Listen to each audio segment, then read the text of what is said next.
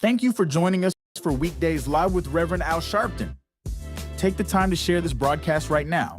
Tell your friends it's time to keep it real with Reverend Al.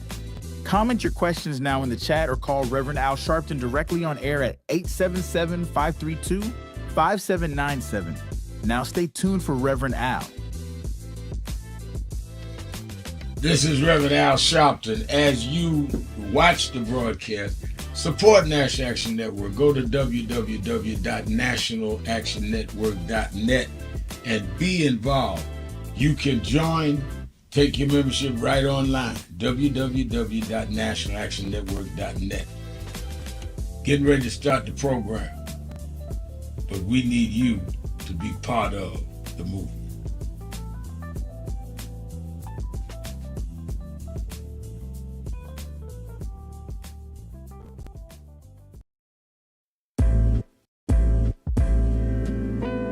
So it's become almost an unhealthy habit how much I'm listening to Keep It Real, because it is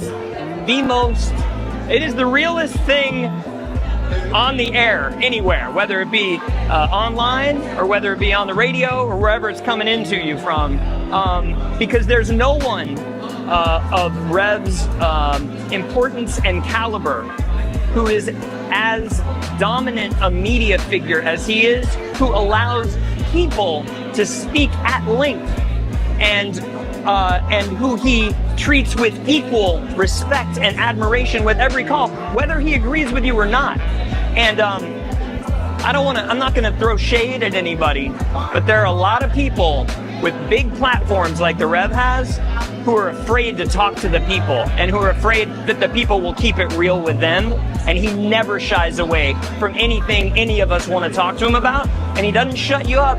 It's not a soundbite, it's a conversation. So I would like people in media to learn from this man who is carrying MLK's torch. Don't be afraid of people. Listen to them, respect them, and stand in God and stand in truth. Thank you, Nan. Thank you, Rev. Thank you, everybody who puts this together and sends it out across the world, because we need much more of it. Bless you.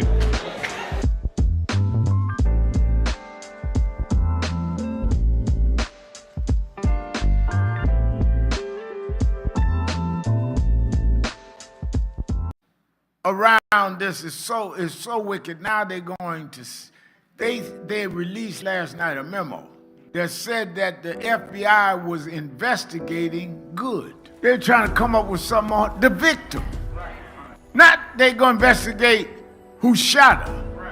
The ICE agent shooting in the head 3 times. They're gonna investigate her. And you wonder why we need movements. You wonder why we need to stand up. Hakeem Jeffries was here Monday. Why we need to deal with this midterm election. Well, Reverend, I get calls on my radio show every day. Well, I don't see where voting changed them. All right, let me tell you where, if they lose the Congress this year, where it changes. The Speaker would be Hakeem Jeffries, who grew up right here in Nankin, as he said on Monday. The Speaker decides then the calendar for the legislative session. The chairs of the committees become Democrats. So the Judiciary Committee, now watch this in the barbershop. The chair of the Judiciary Committee, y'all saw the Judiciary Committee have the hearing and brought in the special counsel yesterday. Well, the chair this time, if the Democrats win, would be a Democrat who could then subpoena the Attorney General Bondi, all of the folks that were involved in January 6th. They can subpoena the vice for all of them because you've got the power of the gavel. Wonder why nobody has asked Pence how he felt running for his life January 6th. Well, if you get the Judiciary Committee, you can subpoena Pence. This is a defining moment. As our world faces urgent challenges, the movement comes together. National Action Network's 35th anniversary and convention, April 8th through the 11th. Leaders, activists, and community voices united for justice and change. The moment is now.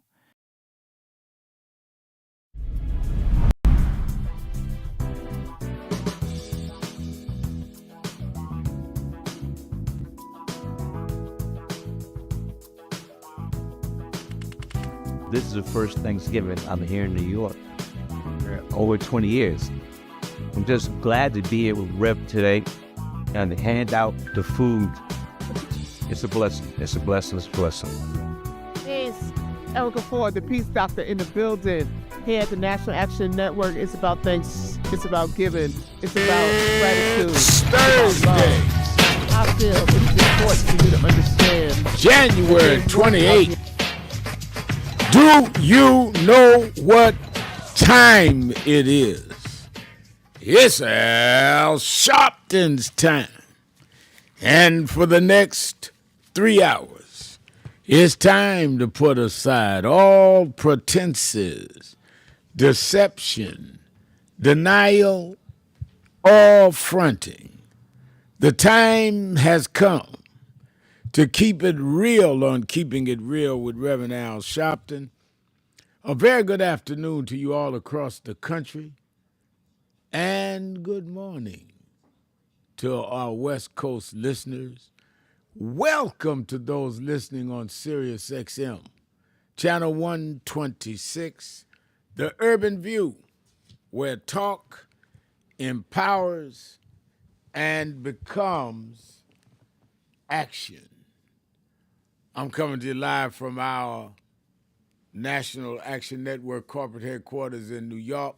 For the next 3 hours, you can join the conversation by calling us at 1-877-532-5797,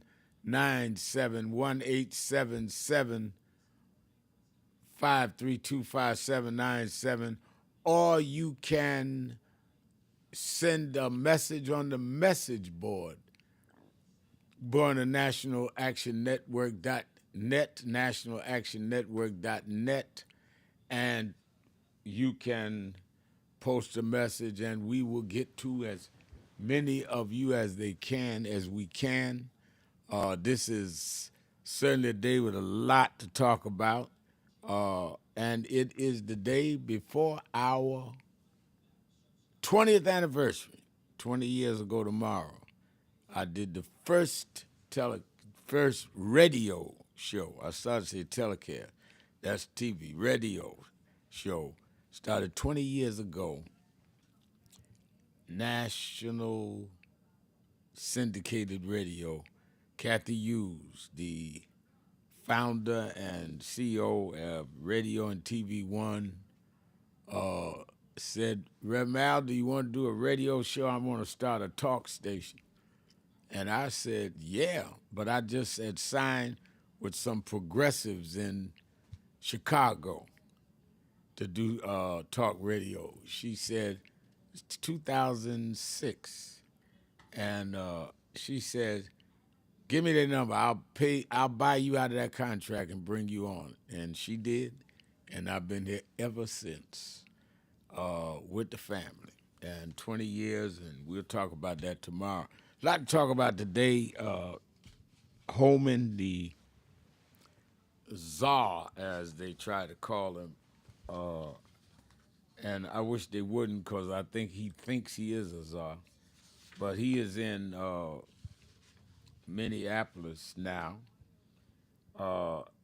and he is now taking charge of the what ICE and what the Homeland Security folks can and cannot do, and said he's going to be there to return law and order.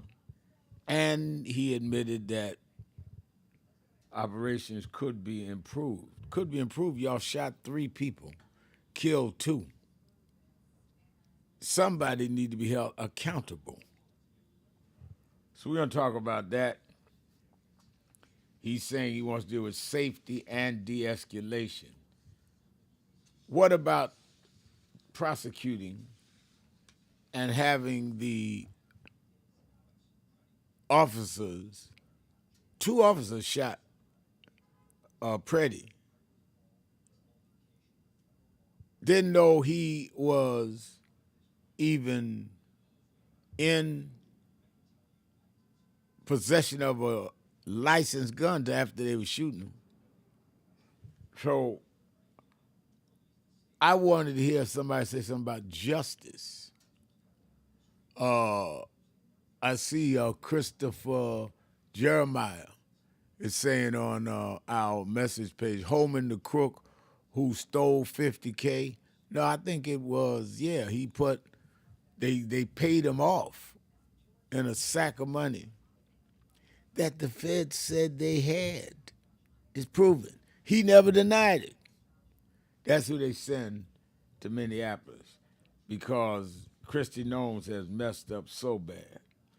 But let's talk about that. And the mayor of Minneapolis, Jacob Fry, is traveling to D.C. today to meet with lawmakers and advocate for an end to the unlawful ICE operations in his city. So the mayor, Jacob Fry, be in Washington today trying to get lawmakers to back up the Homeland Security and ICE folks from his city.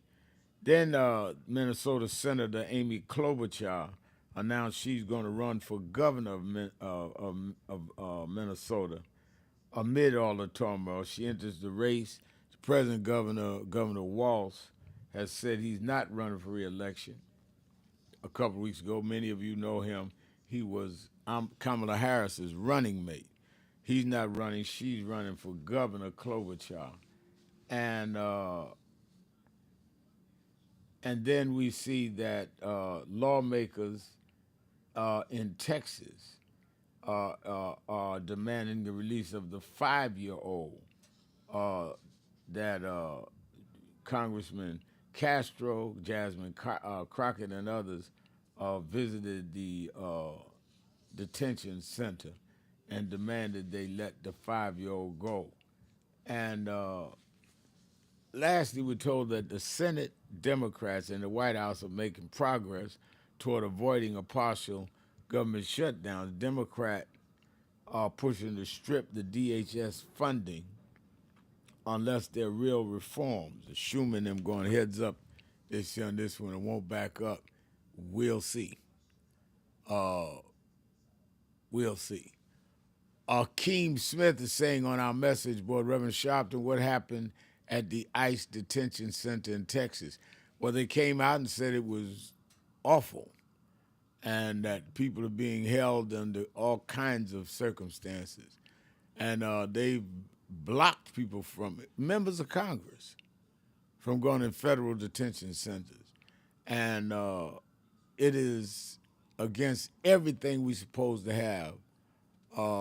But we must keep our feet on the pedal and push the pedal to the metal on the Democrats and the Republicans. Bruce Turner saying any word from the Dems about what they're asking in the budget hearing. I've not heard any words. I do know they said they wanted to see ICE defunded and they wanted to see the restoration, at least in some form, of the Affordable Care Act. And they've said that to me publicly and privately. What they're doing, I don't know, but we will know shortly because they're going to have to come out with something because the deadline is here. Billy Wilson saying, afternoon, Reverend Sharpton, no justice, no peace. Well, I've been saying that many years, Billy, and thank you for keep on saying it. And Darrell Prunty says, praise the Lord, Reverend Al Sharpton. We must now demand the Congress begin impeachment and 25th Amendment proceedings against Trump and his whole administration. And James Thomas is saying, I hope that Nicki Minaj grift was worth it for the gold card because if Dems take over the House and Senate, that gold card for citizenship would be null and void. A lot of people mad with Nicki Minaj. Said that she held Trump's hand yesterday. Said she's his #1 fan. But what about her fans? A lot of her fans very outraged by it. So We can talk about all of this and the policy behind it. Let's remember, don't just discuss the events. Discuss the policy. When we talk about Minneapolis, and you can shoot an unarmed woman and kill her on the suspicion that she may be doing something wrong, and to lie about what happened, and then the videotape comes out and finds she was not turning into you. She had no arms, so she was no threat to you. And then a couple weeks later, you're going to shoot a man, a government worker, because this man was a nurse in the Veterans Hospital for the government, had a registered gun, and he helped a woman that had been pushed down. You grab him, throw him to the ground, and shoot him. Somebody said, well, he had a gun. Well, they didn't know that when they shot him. And even if he did, let's say they did know he had a gun. The videotapes, 4 different tapes show he never pulled a gun. He had no gun out. So if they saw a gun, you don't shoot him 9 times. You take the gun. You got all of y'all surrounding him. And I'm giving you the best case scenario because there's no evidence at all they knew the gun was there. But the best case is when it came over when he was helping this lady and they saw the gun. You don't execute him, particularly because he had a legal license to carry the gun. I thought that's what y'all wanted. I thought y'all was with the NRA.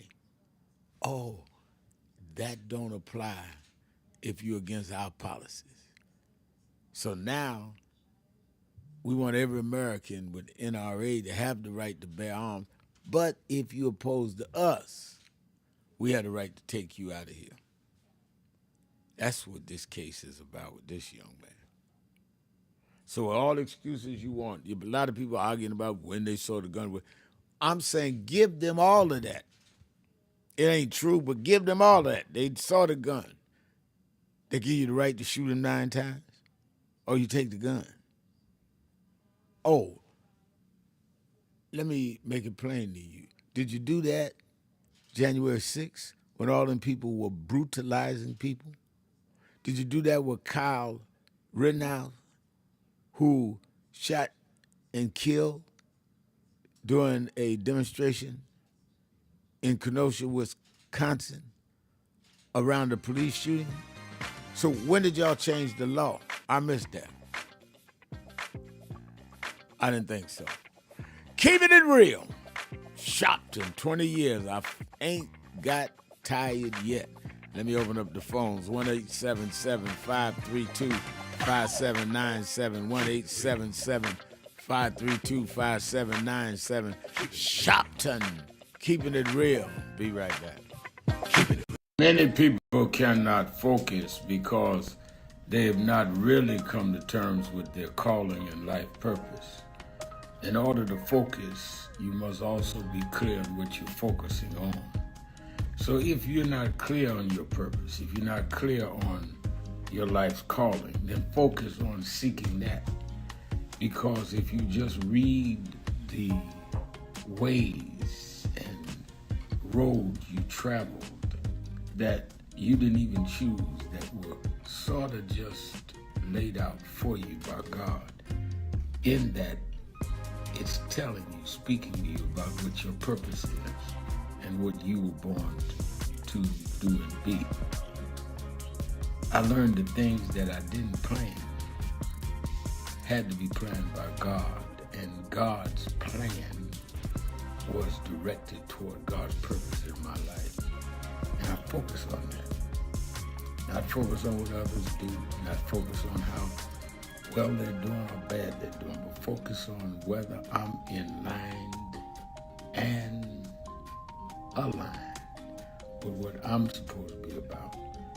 And in order to move straight ahead, you have to be focused on the path you're running on.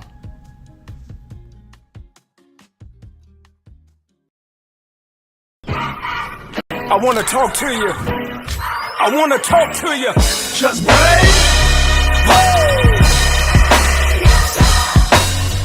I believe that.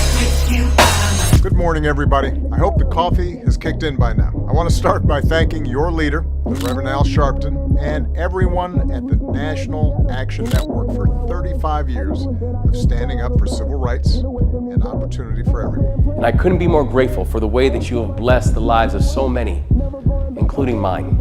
As we look today on King Day, let us not forget that we had to struggle to even have this day. They did not wake up one morning and say, let's give a federal holiday to Martin Luther King.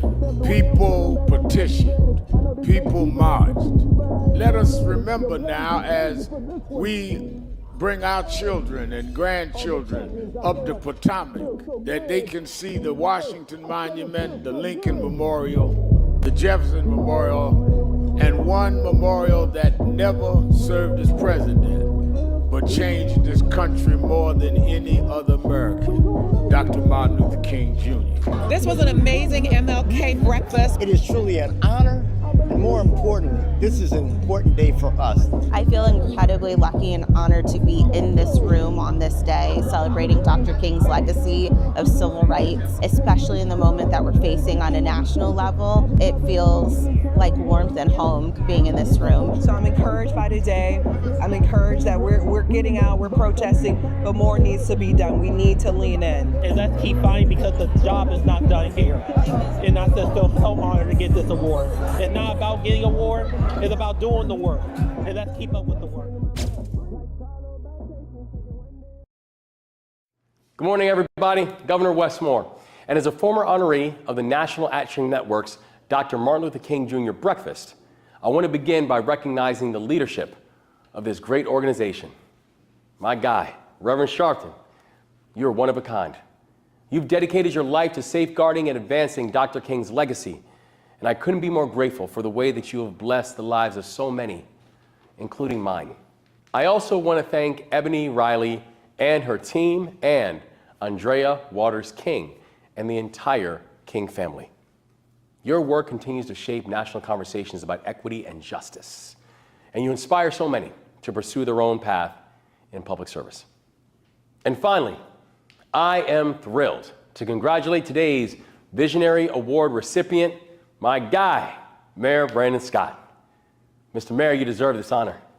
Your leadership is turning your vision for Baltimore into a Baltimore where we can all thrive, helping to drive down historic lows in crime. A Baltimore that has one of the fastest growing economies in the country. You've been an incredible partner in this work, my man. A strong leader for the city, and most importantly, a devoted friend and father. So congratulations, Brandon. And thank you to everyone here who is working to strengthen our communities, to broaden opportunities, and most importantly, to serve the people.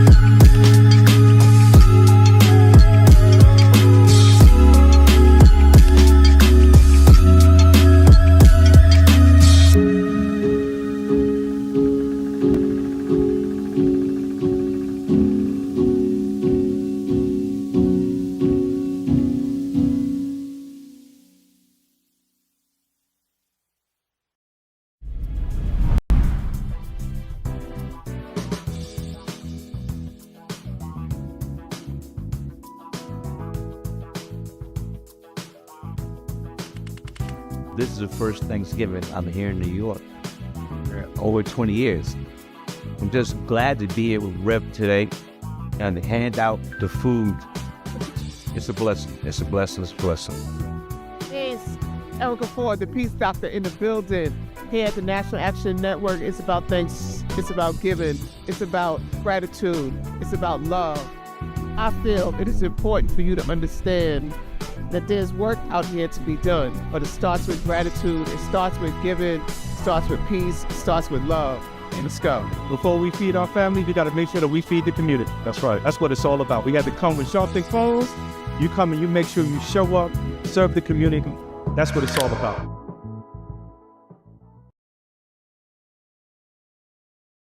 Make peace with our past. I don't think it's our obligation to make peace with our past. I think it's our obligation to learn from our past and to understand that soon we gonna be the past. I mean, a lot of us act like we gonna be permanent and that the past is the past.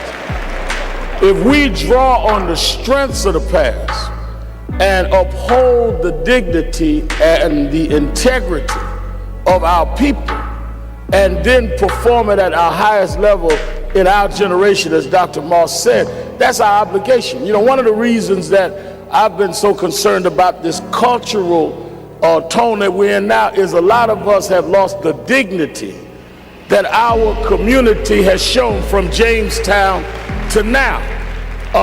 I've questioned some of the artists that no longer sing to uplift us. And there's never been a generation that didn't use our music and our culture to lift us up. And the excuse is where they say, well, we just want to show what's there. But we never just accepted what was there. We always looked at what was there and looked through it and brought our people the way it needed to be. So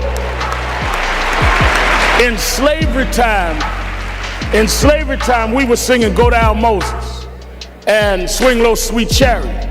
We wasn't singing about the cotton picking nigga in the field. That's what we saw, but that's not what we sang. Don't forget, watch Politics Nation with Al Sharpton. I'll be live Saturday and Sunday. You don't want to miss with all this going on. They'll be negotiating the possible partial government shutdown. And I'm going to have the top negotiators, the senior members of Congress and Senate on. We'll be dealing with what's going on in Minneapolis and in Maine. They have intensified the ICE presence in Maine and in other parts of the country.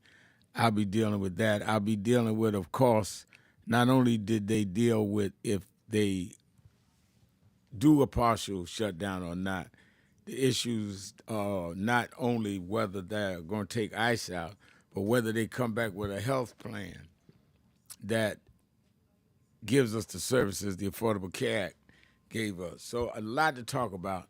And again, I've already booked some of our leading members of the House and the Senate because I want it straight from the top and question them with no equivocation about what all of this means, whatever transpires between now and then. So watch Politics Nation with Al Sharpton live at 5 p.m. both Saturday and Sunday. Then for you in the New York, New Jersey, Connecticut area, meet me at the Saturday Action Rally. This is the last Saturday we will be at the House of Justice on 145th and Lenox. We are in the process of establishing our new headquarters, which will be a lot larger and multi-purpose, by the way. We're going to be able in that building do a lot of stuff, but I'll get there when we get there in a matter of weeks.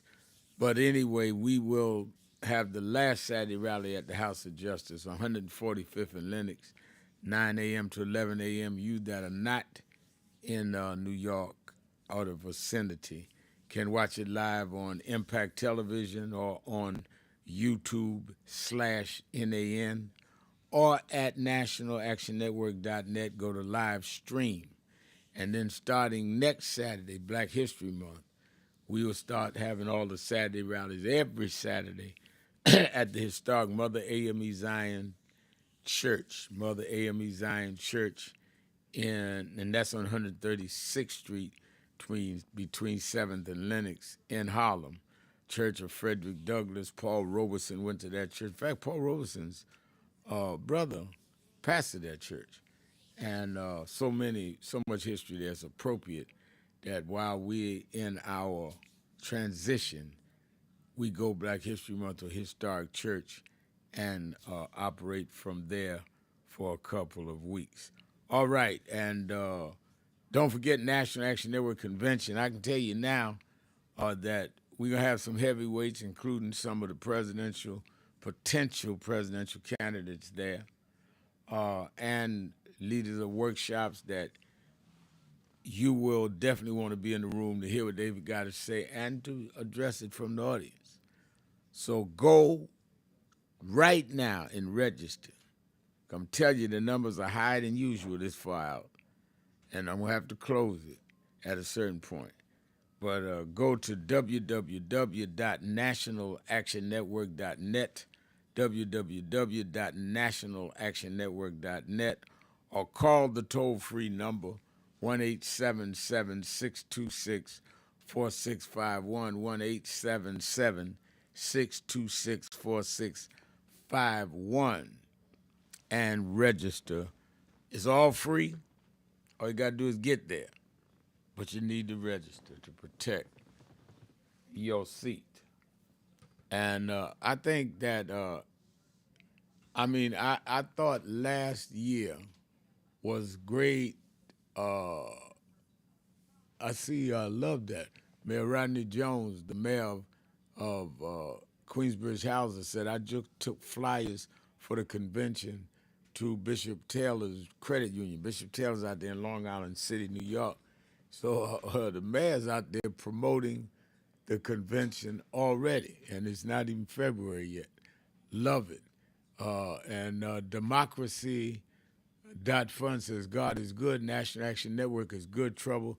Together they make holy magic. Donate to NAN when, if you can. Becoming a member is a gift which keeps on giving, keeping it real.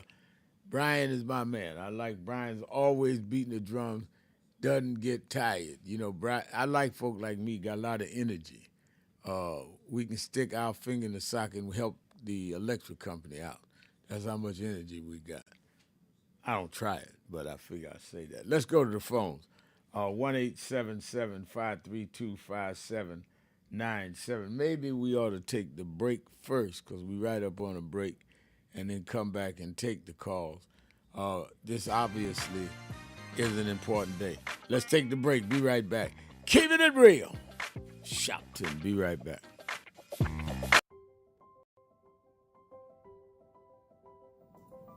Hi, it's Reverend Al Sharpton, President and founder of National Action Network. We are at the very end of 2025, and I want to first say that I want to thank all of the officers, chapter leaders, regional directors, national staff, and certainly National Board of National Action Network for a solid and absolutely incredible year in 2025. Despite the fact that we are under assault, voting rights, diversity, equity, and inclusion, the battles globally where we're seeing Nigeria and Venezuela attacked, and on and on and on.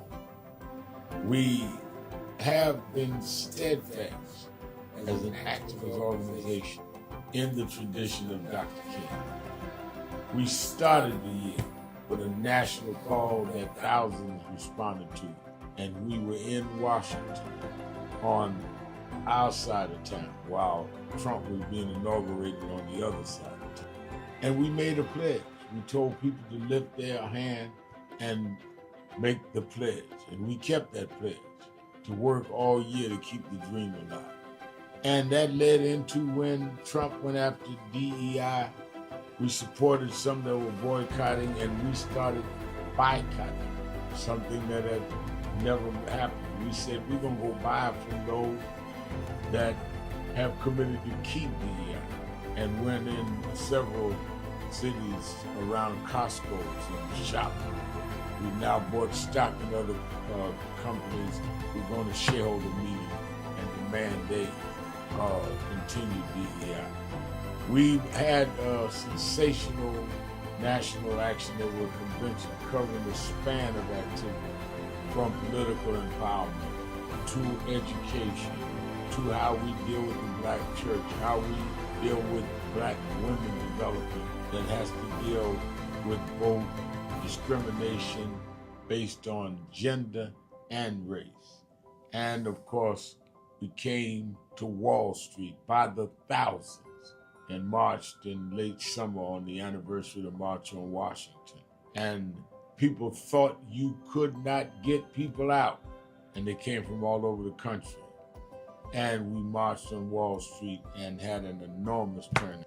The only mass black march, black-led march this year.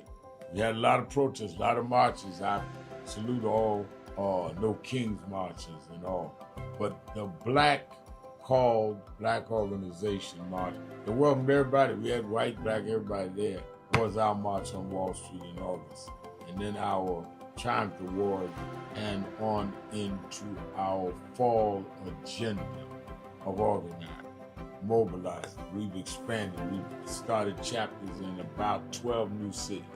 So I am proud of what we've done this year, but it's only the beginning, because our very rights are under attack, and they're not even being quiet about it. They want to revoke the Voting Rights Act. Section 2 may fall with this bill. They want to end the Civil Rights Act of 64. That's what the end of DEI is about. So let us be more alert and active than ever. History will decide whether the civil rights gains of the 50s and 60s died in the 2020s. That's on your watch and mine. So if we've got to march, we have to protest, we have to lobby, and we have to rally, whatever we need to do, we need to put our shoulder to the wheel more than ever. I'm going to lay out a plan on King Day, both in Harlem at our annual event and in Washington at our annual Martin Luther King Day breakfast that we do in D.C. We do 2 cities that day. And then, of course, all roads lead to New York, April for our convention. We had, as I said, the largest attendance convention last year in 2025. It needs to be more this year because our very existence is at stake. We also are closing our negotiations on a new headquarters, our national headquarters that befit our mission. I'm so excited about it, but I can't give you details. We're just about ready to sign the contract, but it will be something that will last longer than many of our lifetimes. So we came alive in 25, despite a hostile administration, despite the fact that a lot of people were intimidated and spooked into silence. We came alive in 25. Now we have to straighten out tricks in 26. I need you, we need each other. Let's do this. All these tricks, don't forget, Trump only won by 1.5%. He is trying to act like he has a mandate. No, he has a mission, Project 2025. We have the mandate that we can't let them undo what has been done. And we must even go further for the empowerment of all people. Happy New Year, and be focused.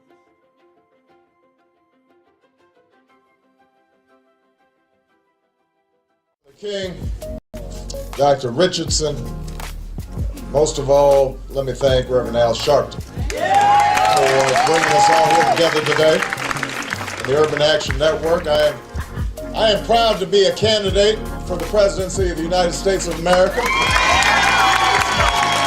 But I am mindful that I wouldn't be here if it had not been for Reverend Al Sharpton running for president, and Carol Moseley Brown running for president, and Jesse Jackson running for president, and Shirley Chisholm running for president.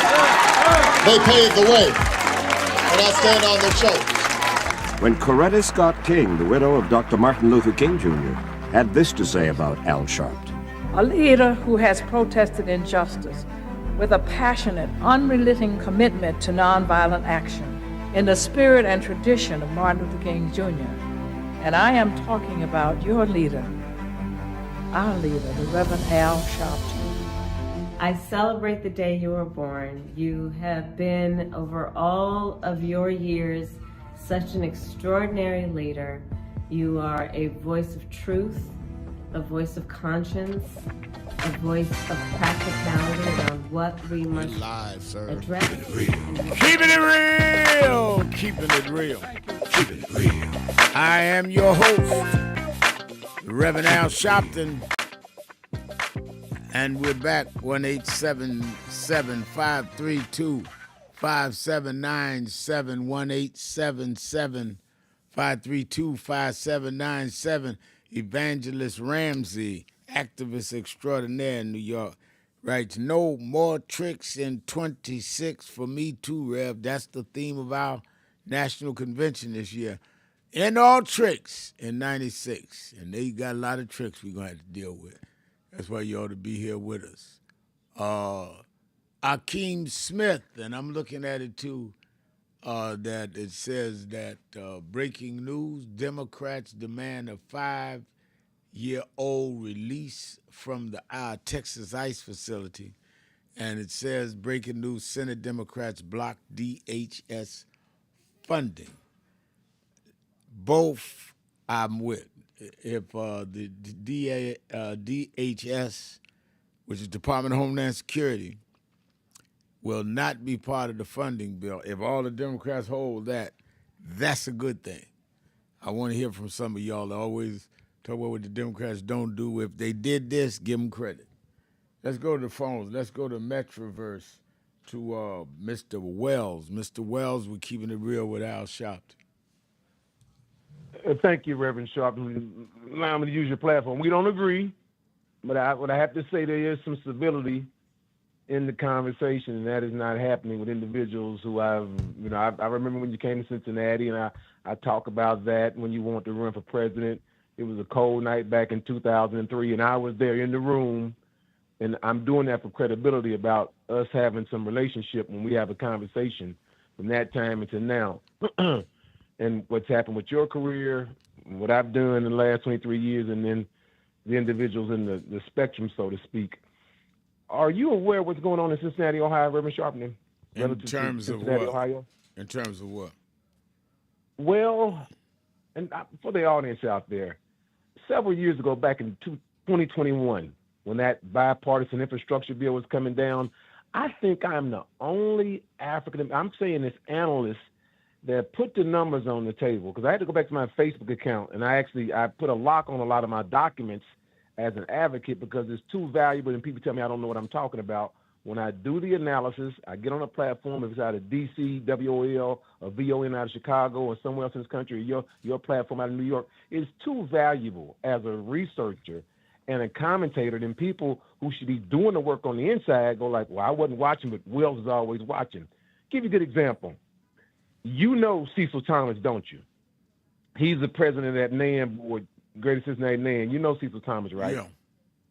Okay, you know Bobby Hilton, right? Bobby, because Yeah. he can sing in the church, but he is the chief of staff for County Commissioner Stephanie Dumas Summerall. And look, these people are elected, so folks don't get down and shake. They're on your side of the aisle, Reverend Sharp. These are Democrats. Mm-hmm. And the reason why I called is that let's have some balance in the conversation. Recently, it was released that this whole thing about the Bengals and the stadium deal it came out the 27th, just 2 days ago. The county commissioners had agreed to do one thing through the lease of 2036. The news is reporting now things they wanted, they slid in a different agreement, and they signed off on something. They said, well, I didn't know it was in there. Wait a minute, they're saying, let me understand. that Mhm. you're saying there was an agreement, and Yes, sir. and Extension. then they slid in some things that they were not aware of when they agreed to or made the agreement. When they did the extension. I was saying this Minister Hilton, Bobby Hilton, is the chief of staff of Summerall Dumas. If she didn't see it, he should have read it. She still signed off on it, and people are not happy. So This is the issue when wait a minute. What was the agreement, and then what was slid in? Oh, the extension. People go online and look it up. No, I'm There's an talking to article you. right You got the information. What was Okay. the agreement, and what was slid in? Documents reveal secret history of Bengals and County Stadium deal. Choosing stadium concession vendors, receiving a detailed report of revenue from the stadium events, approving any transfer of the lease to a new team owner. It shows that changed. They said it was last minute, and Dumaroff, Stephanie Dumas, still signed it. Now Hilton's her chief of staff. What was changed? I understand you don't This get along language- with Hilton. I understand you don't get along with Joe Blow. I'm just not. I'm trying to understand why you don't get along. So keep going back to Bob Hilton is wasting your time and mine. What did they change it to? If you're saying they said that they couldn't do certain things with the vendors, they changed it to do what with that? I just listed it. They said that as far as concessions, Right. detailed reports on revenue, and approving any transfer of a lease to a new team owner if the Bengals should sell. Newly released records show that the county commissioners wanted but didn't get just before the lease agreement with the Bengals was signed. So the county We heard all commissions wanted the things you outlined, but they didn't get it, is what you're saying. They didn't hold pat to hold the Bengals on pat. Mm-hmm. They told the public, we're going to make, because now we got an election, Mm-hmm. and Miss Stephanie Summerall Dumas is being, let me hear you, she's being primaried now. She got to, just like Jerry Nadler got to run against Kennedy's grandson, Schlossberg. Jerry Nadler's being Nadler's primaried. Jerry Nadler's not running, but go ahead. Okay, but he was getting primaried though, wasn't he? No. This is going to happen to Kennedy's grandson didn't announce till Jerry announced 3 months ago he wasn't running again. So he was not getting primary, no. Okay. Well, that's going to be, because AOC said this is going to go on. There's going to be some primary candidates. And Yeah. I'm saying, like, wait a There's minute, going to hold be primary candidates, but Jerry wasn't one of them. But go ahead. She's being primary. Then go ahead. What now what? So I'm saying that there's other issues. Remember that infrastructure money that's on the table we talked about when I broke it down back in 2021 about that $600 billion out of the 435 congressional districts? I hate to shock you, but I really don't remember what you and I talked about 5 years ago. This is 2026. Okay. I went. Did I know you're analysis very of what- impressive, but I really don't remember.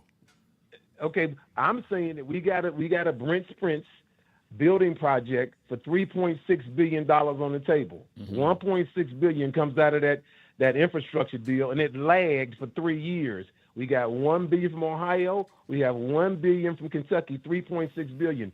From what I'm hearing, and I listen to Cecil and the other ones, I'm not hearing parity protection for African Americans.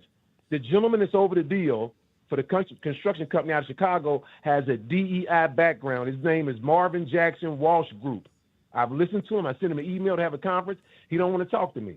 I have to do this to get balance and parity. I don't. All right. do DEI So talk what back is then. what is it that you would think would bring? What do you want to see in terms of the contract, and what do you want to see done about the Bengals stadium that you think would bring balance and support the community? That's over and done with. My eye now is the $3.6 billion on that Brent Spence building project. They ain't broke ground yet, and Wait a people out in the minute. community. Wait a minute. You called me and brought up the Bengals. Then you brought up a conversation. Part of it. Wait a minute.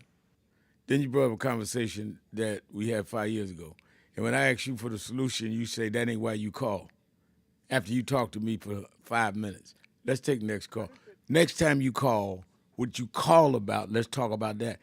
You didn't call, you said let's have balance and start outlining all these things. I thought you wanted to address that. You said, no, that's not what I call you.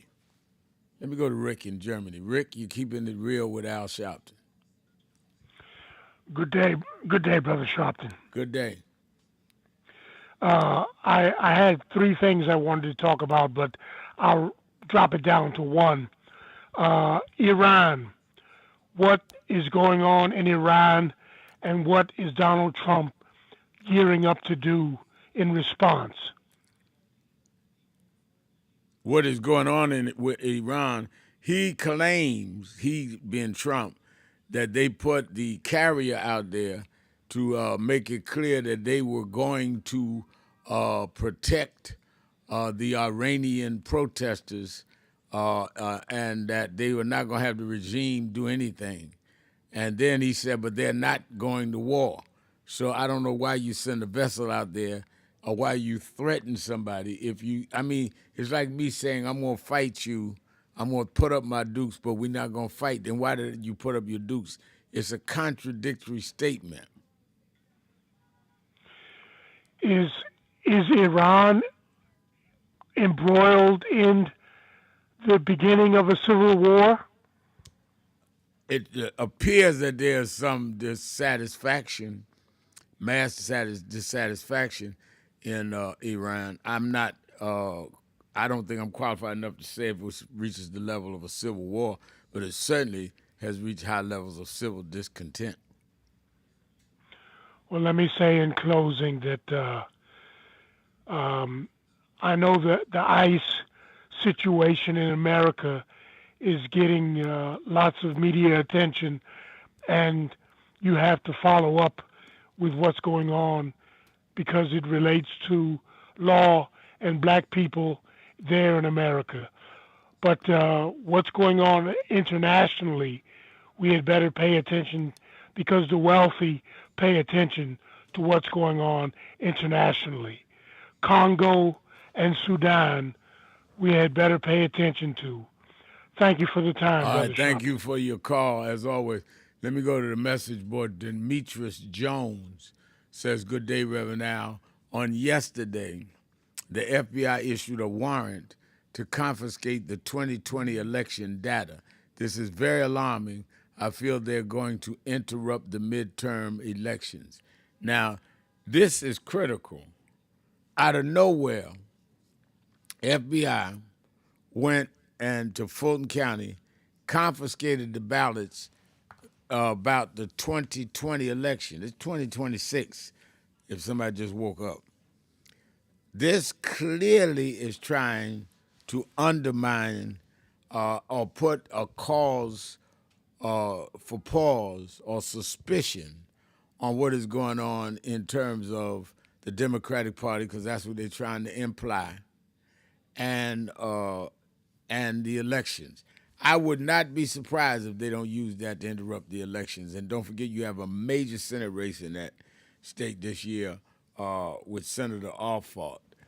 So I agree with you. Then what is this? Forensic account says 20 years in the death of Sonia Massey may not be enough for some, but it was a maximum allowable. Want more, want laws changed, and get off the couch. I love that. Yeah, we fought on that one. I went to Chicago. I helped the family, stood with Ben Crump. When we went there, we was fighting to get a policeman prosecuted. Now they have sentenced him to 20 years in jail, a multi-million-dollar settlement with the family. I think that he should have got life because he took a life, but he got much more than we've seen others get. And I agree with her. Get off the couch so we can get full justice. But at least this family got some accountability. And I'm glad I got involved. Let's take a break. Be right back. Keeping it real. Keeping it real. Shopton. Be right back. So it's become almost an unhealthy habit how much I'm listening to Keep It Real, because it is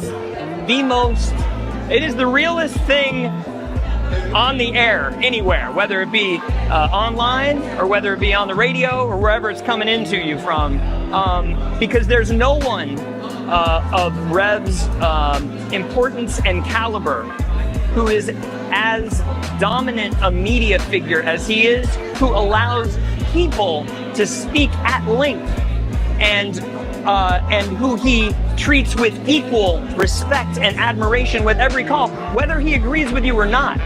And I'm not going to throw shade at anybody, but there are a lot of people with big platforms like the Rev has who are afraid to talk to the people and who are afraid that the people will keep it real with them. And he never shies away from anything any of us want to talk to him about. And he doesn't shut you up. It's not a soundbite, it's a conversation. So I would like people in media to learn from this man who is carrying MLK's torch. Don't be afraid of people. Listen to them, respect them, and stand in God and stand in truth. Thank you, Nan. Thank you, Rev. Thank you, everybody who puts this together and sends it out across the world, because we need much more of it. Bless you.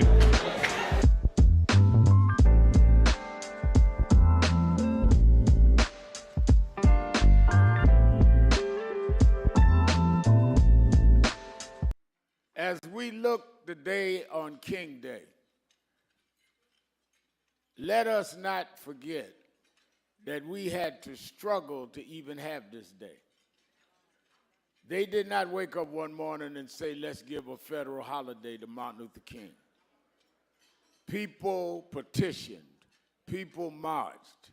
Mrs. Coretta Scott King, who never has gotten the credit she deserves in being the force behind this movement. Congressman John Conyers, Stevie Wonder, and others.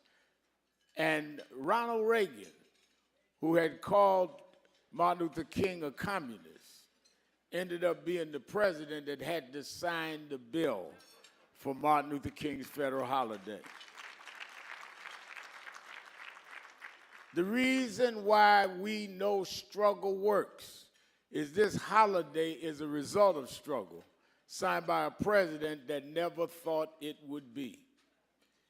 Let us remember now, as we bring our children and grandchildren up the Potomac, that they can see the Washington Monument, the Lincoln Memorial, the Jefferson Memorial, and one memorial that never served as president, but changed this country more than any other American, Dr. Martin Luther King, Jr.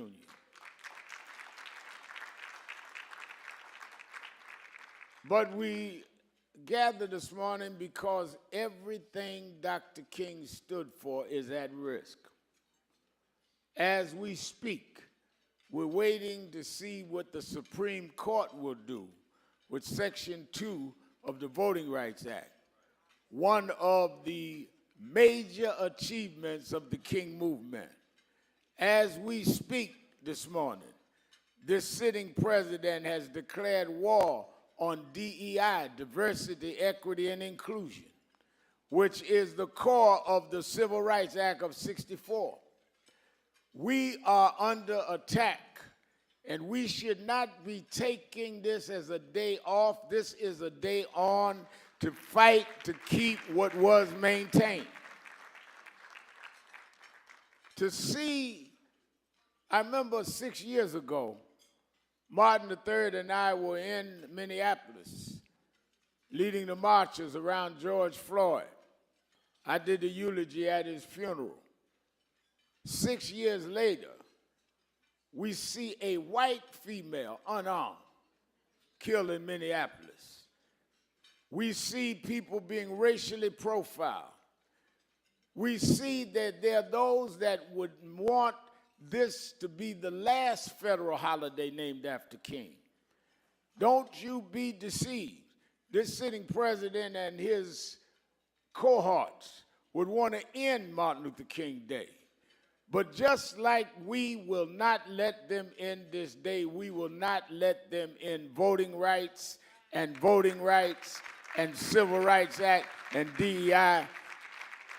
It's not enough to remember and honor the dreamer and let them kill the dream. And that's why National Action Network has every year started in Washington, D.C. with this breakfast, and then we go to New York with our public policy forum. And every year we try to set an agenda and go into April. We always have our national convention in April, which is the month Dr. King was killed, to say that they killed the dreamer, not the dream. And those of us that come out of that movement is going to continue to fight. This April will be our National Action Network is 35 years old in this April at our convention. One of the things, though, we've been most proud of is to try to keep the assignment that we were given. As I said, Mrs. Coretta Scott King never got the credit she was due. She's the matriarch of this movement. You must know that Dr. King was in Boston, had graduated Morehouse College, 19 years old. Went to Boston University, an Ivy League school at a time many blacks couldn't get in them. Met a young lady who was in conservatories, going to be an opera singer from Marion, Alabama, Coretta Scott King. They decided to go back south. A lot of blacks that went north and had their upper movement never wanted to go back south. But for whatever reason, Dr. King wanted to go back south, and Mrs. King stood right with him and went to Alabama and ran into history. It is always those that accept the calling that change history, and we should never forget the sacrifice made of Dr. Martin and Mrs. Coretta Scott King, because they did not have to go and lead a boycott. They were Boston University Conservatory graduates. They chose to fight. And when it fell their lot, they kept fighting. And even after Dr. King was assassinated, she kept the movement going.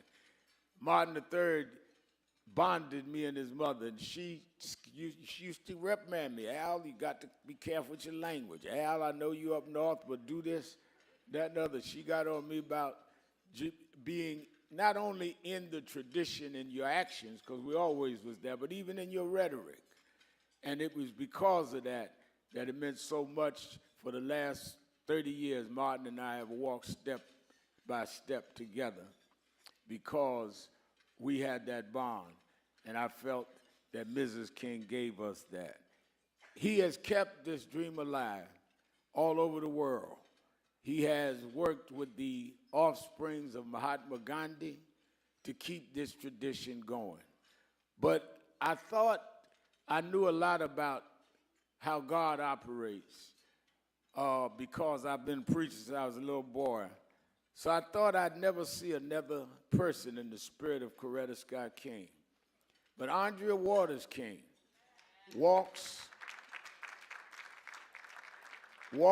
and talks and operates in the spirit of Mrs. Because sometimes I turn around and think Mrs. King is back. She is more adamant. When Martin and I are saying, well, I don't know about this, she gets us on the Zoom and zooms us up. Say, no, y'all got to do this and this way. So I want to bring, before we start the awards, to the stage the heirs of Dr. Martin Luther King and Coretta Scott King, Andrea Waters King and Martin Luther King III. That I want to end. He talked about the dry bones in the valley. I'll tell you that. The only reason that the wind could blow life into the bones is because at some point they had to be connected. If the wind had blown into a disconnected body, it still wouldn't have worked. So before he prophesied to the wind, they had to first get the foot bone to connect to the ankle bone, and the ankle bone to the calf bone, and to the knee bone, and the knee bone to the thigh bone. If we are to prophesy to the wind, we must first connect this body. We must connect Eddie Long to Farrakhan and Cornel West to Elders and Lowry to Sharpton. If we can connect this body, then God will blow the breath of I'm your host, Reverend Al Sharpton, and we're back. 1-877-532-5797.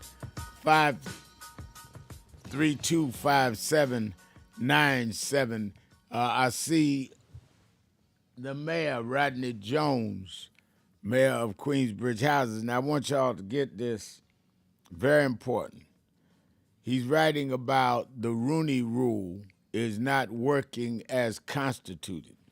And I think that it's extremely important. The Rooney Rule was set up that they would have for every appointment in NFL, there would have to be a black that would be part of the cycle.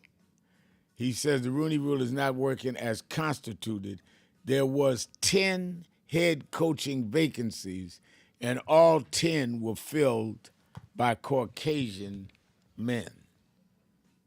I want y'all to hear that now.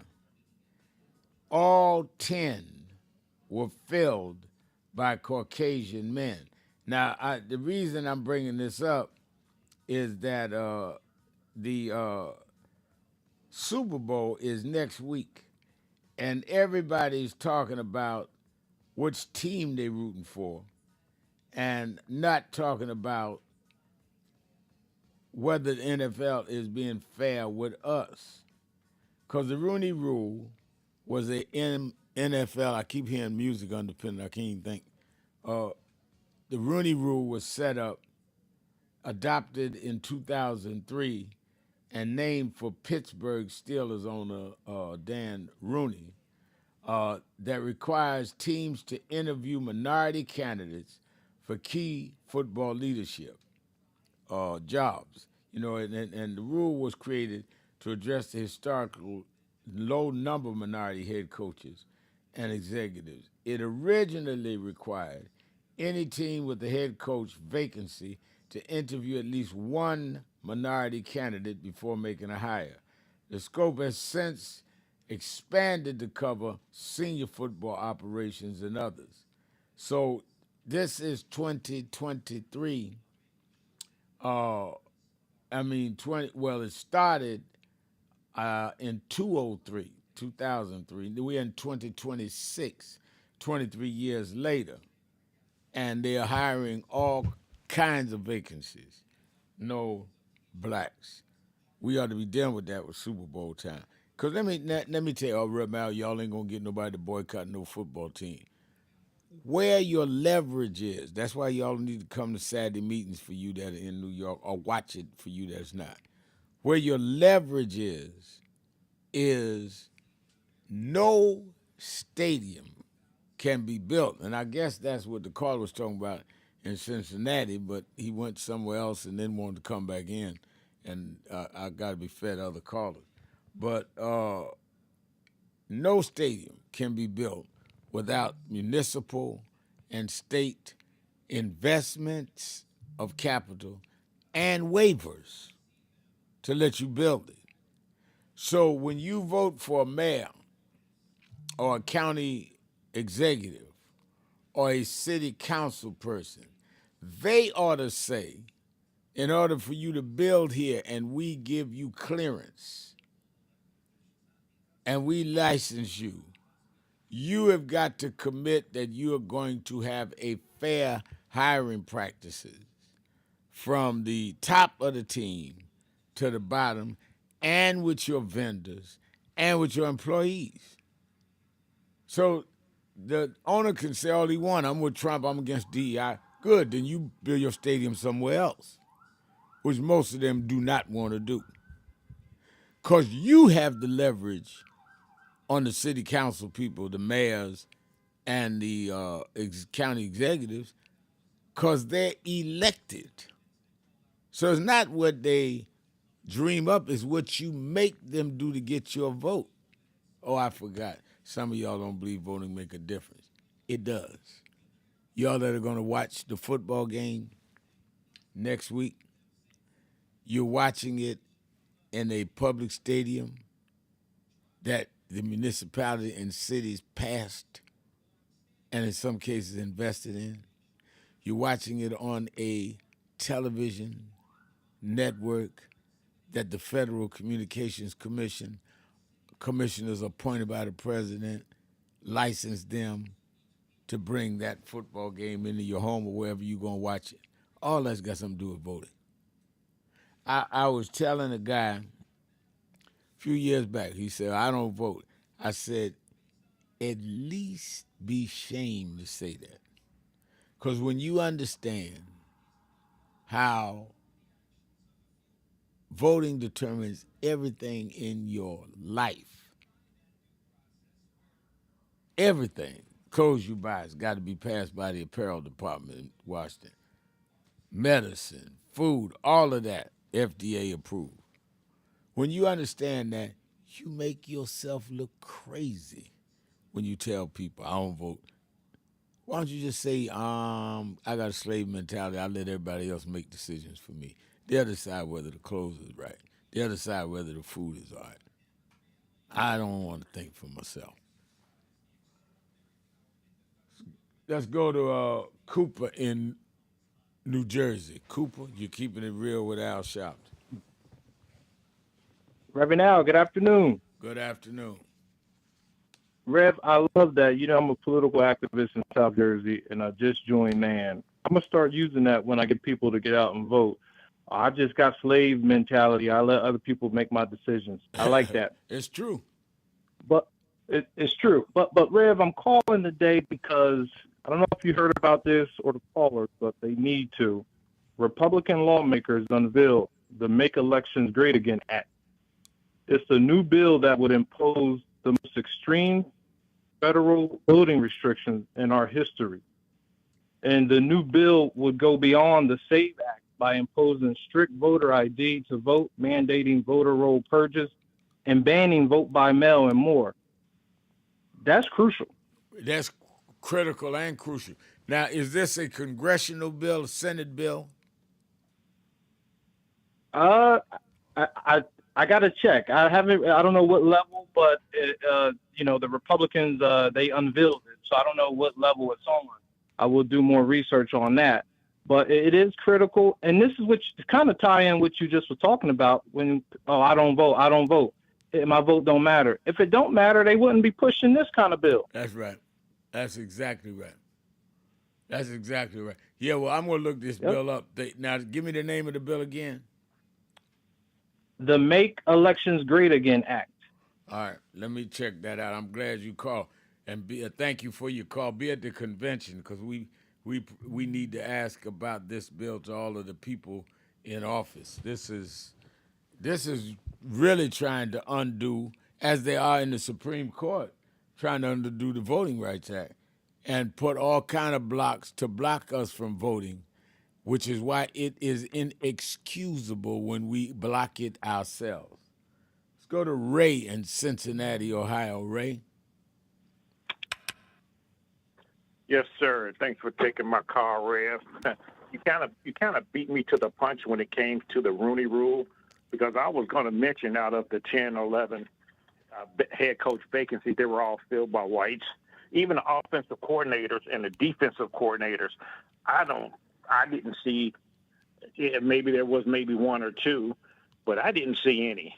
And I think these owners, because Trump is in office, they're almost saying, well, what are you going to do? Right. Our guy is in the office. You know, take us to court. Our guy is in the office. You know, we got the courts. We got the Congress. We got the Senate. What are you going to do?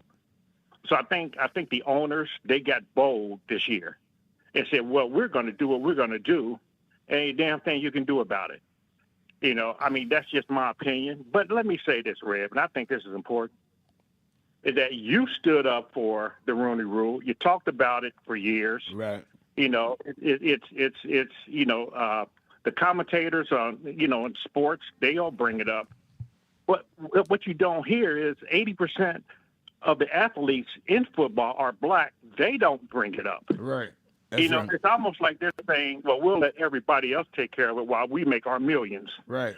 Now, I know they're young, they're black, they're in their 20s, early 30s, and maybe they don't care about, you know, what happened long before their parents were born. People fought and died for the right for them to be making these millions, and maybe they don't care. But imagine if all the black players said, we're not playing in the Super Bowl after what you just did, hiring 10 or 11 white coaches. Imagine how much of an impact and a lot of the money that's lost if that were to happen. But that will never happen.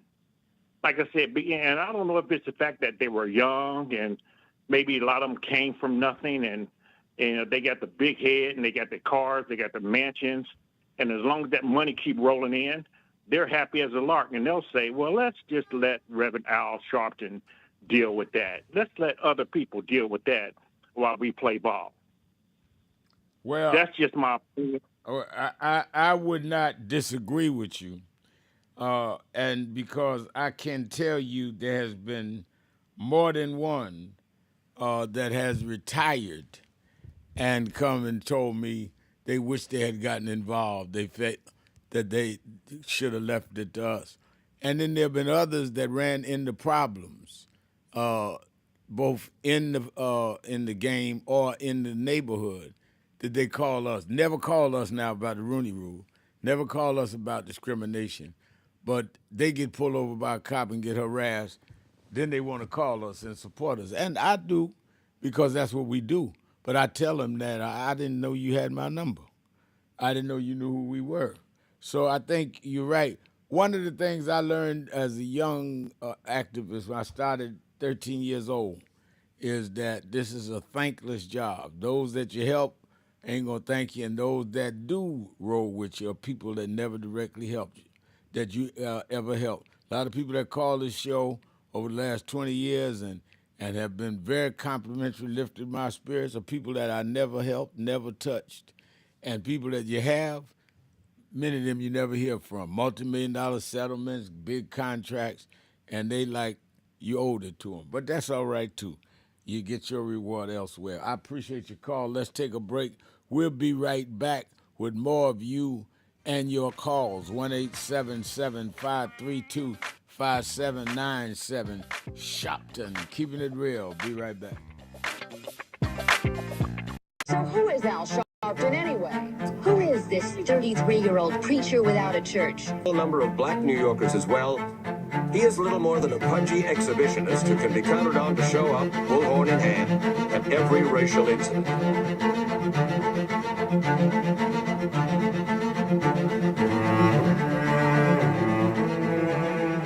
I often quote Mark Twain saying, the two most important moments in life is the moment you are born and the moment you find out why you were born.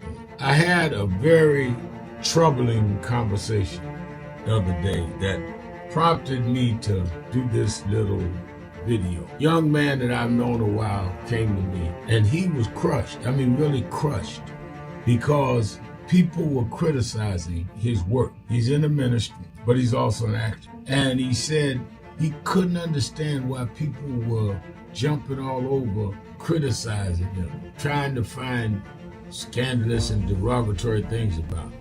And I told him, I said, you know, you very young. You don't know the road I've traveled. They call me everything but a child of God. A blabbermouth, a loudmouth, too flamboyant, an agitator, a racist, I had to learn. Yeah, right. I was not defined by how others saw me. I was defined by how I saw myself and whether I was being true to myself. Some of you watching this don't like me. And it doesn't matter as long as I know what I'm doing and I like me for being real. So I'm doing this video to say to you, whoever you are and whatever you do, you may not be in ministry or social justice, none of this stuff, but don't live your life worried about opposition or people that don't like you. You can turn that around. Use me as an example. The same people that call me a scam artist, a con artist, a sellout, or racial hustler and all, I kept going. And the people I respected started respecting and publicly embracing my work. When Coretta Scott King, the widow of Dr. Martin Luther King Jr., had this to say about Al Sharpton. A leader who has protested injustice with a passionate, unrelenting commitment to nonviolent action in the spirit and tradition of Martin Luther King Jr. And I am talking about your leader, our leader, the Reverend Al Sharpton. The other thing that hasn't changed is the National Action Network's commitment to fight injustice and inequality here in New York City and across America. And that's not only a testament to Reverend Sharpton, it's a testament to all of you who are here tonight. First and foremost, to Reverend Sharpton. I saw him when he first came on the scene, and I have marveled at his tenacity, at the development of his intellect, and his devotion to our movement, and much he has contributed to the world we are experiencing. I am honored, and I must say that when I had my debate with Dr. King on the issue of the church and religion, he didn't warn me that after his departure, his space would be filled by another preacher, and that preacher would be Al Sharpton.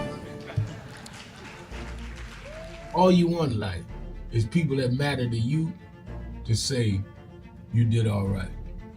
And more important, that you can look in the mirror and say you did all right. Thank you, Rev. Thanks for that introduction. Look, we've known each other for a long time. I'm grateful not only for your leadership and partnership, but quite frankly, more importantly, for your friendship. And thanks to all of you, members of our nation's most important civil rights organization. You have been, over all of your years, such an extraordinary leader. You are a voice of truth, a voice of conscience, a voice of practicality around what we must address and what we can do. And I thank you so much for your friendship. I remember that most of the youth around Al's age, he was about 12, wanted to be like Connie Hawkins, a great basketball player, legend, or Earl the Pearl, or Clyde Frazier. Al wanted to be like Adam Powell, a powerful preacher with a social justice gospel. He was very close to, at that time, the Reverend William Augustus Jones, powerful preacher and social justice advocate, and Reverend Gardner Taylor State right down the street, and Bishop Washington, whose church he came from, and Reverend Sandy Ray. He wanted to be like these giant preachers. He wanted them to have the edge, however, of the King's social justice dimension. He wanted to be like them, now he's one of them. Perhaps taller than most of them because of the risks he has taken and the reward God has given him with his gift. I remember so well that I first escorted him to jail. He was around 13 years old, with the jail fighting the ANP. He was in the lineage of our struggle. He grew up in it. We didn't just see him on TV one night. He didn't happen. He came bottom up, not top down.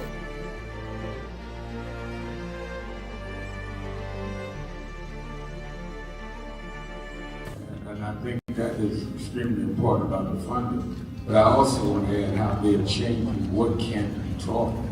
You have states outright saying you can't teach Black history and you can't teach certain other histories and the curriculum. You have this administration that is literally taking out exhibits from the Smithsonian. So we have not only an education problem in terms of resources, we have an education problem in terms of curriculum and what people are being taught. So I have one grandchild, 6-year-old. When he gets to high school, it may be just against the law for him to learn about certain parts of American history, which includes Black. We want to talk about slavery. We want to talk about the good side of America. Well, what does that mean? That's not history. Everything was not good.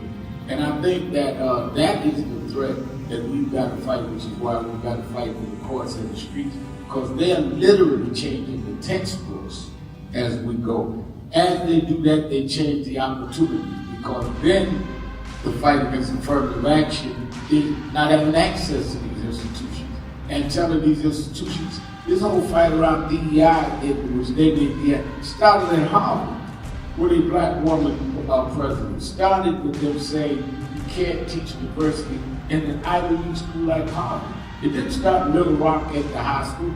This fight, this time, was Harvard. And they went from there on. And I think that we've got to have the same resistance. If they could fight in the 50s, that ACP would have been together and deal with the question from Little Rock in terms of desegregation. Then we that are far more educated, far more economically secure personally, have no excuse in the age of what they did in Harvard not to be standing up back in this.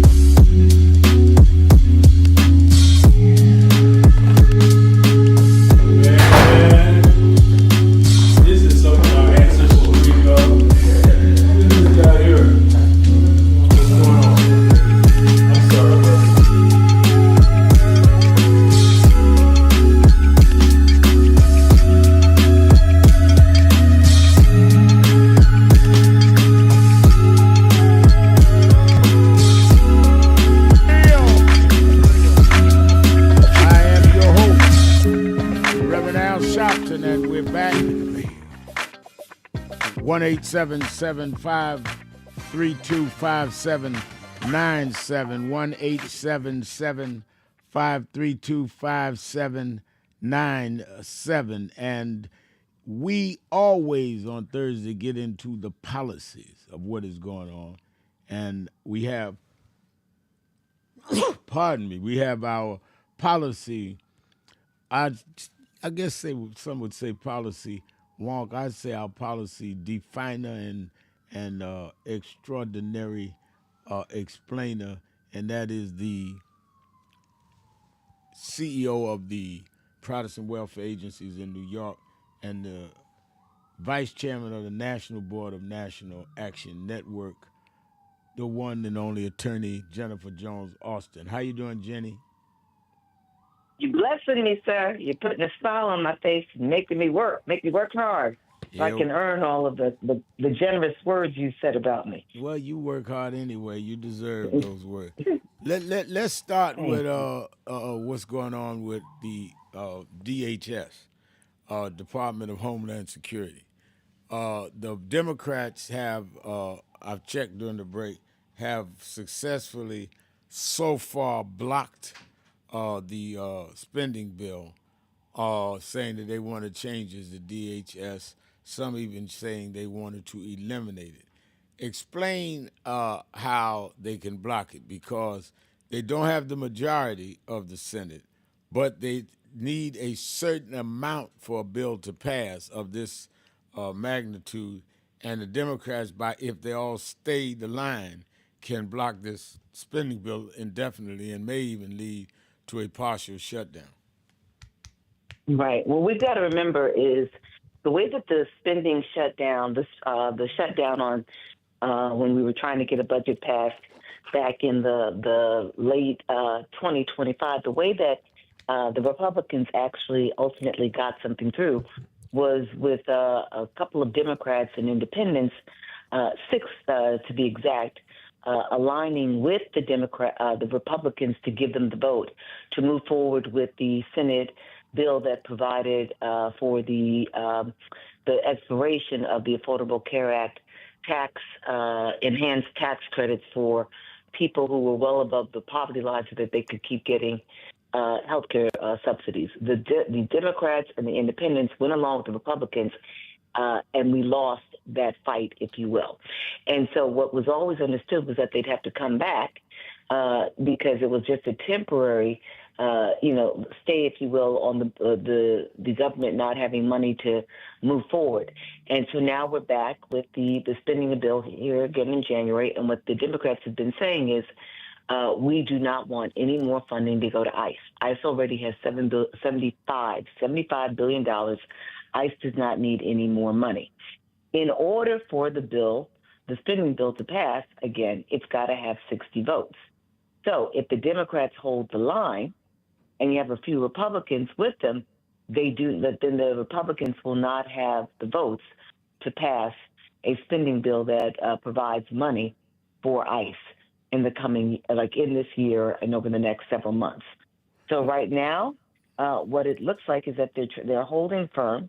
The Senate failed right now to pass the funding bill because the Democrats refused to back the funding. The funding sits within the Department of Homeland Security, and it looks like the Democrats, essentially were able to do that because they didn't have nobody breaking with them, didn't allow for the Senate Republicans to have enough votes to pass. Now, so they can use this leverage to say that you must make these changes, body cameras, this, that, or the other. Yeah. Some of us are saying they ought to just get rid of ICE altogether and start something totally different. But it is probably easier to keep all the Democrats on board and 2 or 3 Republicans to say you must make certain reforms, which is the leverage we needed and the leverage, frankly, that we wanted them to use in 25, and as well as my thinking is they ought to try and say, and you must do something about the expiration of the Affordable Care Act. Yes. Because that has run out, and you can't. I believe you ought to do everything possible on the DHS side.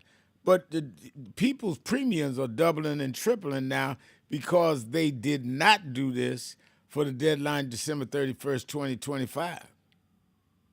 Sir, if I may tell you why your point is so important, so significant, because what will now happen is the narrative will become that the Democrats essentially stood up for immigrants and for no more funding for ICE and changes with respect to how ICE works to address the immigrant situation. But the narrative, the spin will be, but they completely forgot about all of the American citizens who needed affordable health care premium subsidies. Right. That's what the narrative will be, rather than we can hold both. And they should be holding both. What they know right now, what the Democrats should be very much aware of, is they've got public, goodwill, the public's on their side. They think Trump is doing a very bad job with the economy. They think that Trump is doing a very bad job on immigrants. The killings of Alex Preddy and of Renee Nicole Good have the public saying enough is enough. And so they could probably, hold the line and put the health care premium subsidies back on the table. Yeah, so I what think people will say is you made a choice. I think that with the polling, which they live by, I'm not a real poll fan, but the present White House and Donald Trump and them live by the polling. With the polling this low and Trump so far underwater, even the Fox polls say he is more negative than positive in certain of these areas. Now's the time to really put the pressure on them because they cannot stand this kind of pressure. One of the criticisms, and you know this as well as I do, one of the criticisms that you sometimes hear about the Democrat Party is that it's like they can't hold several things at one time.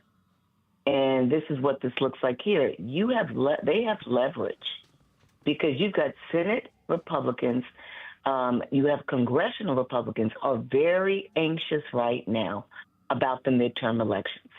And it is not simply going to be how did the Senate and the House Republicans handle the immigration crisis and ICE. It's going to be what have Senate Republicans and House Republicans done about the economy? What have they done about cost of living? What have they done about health care?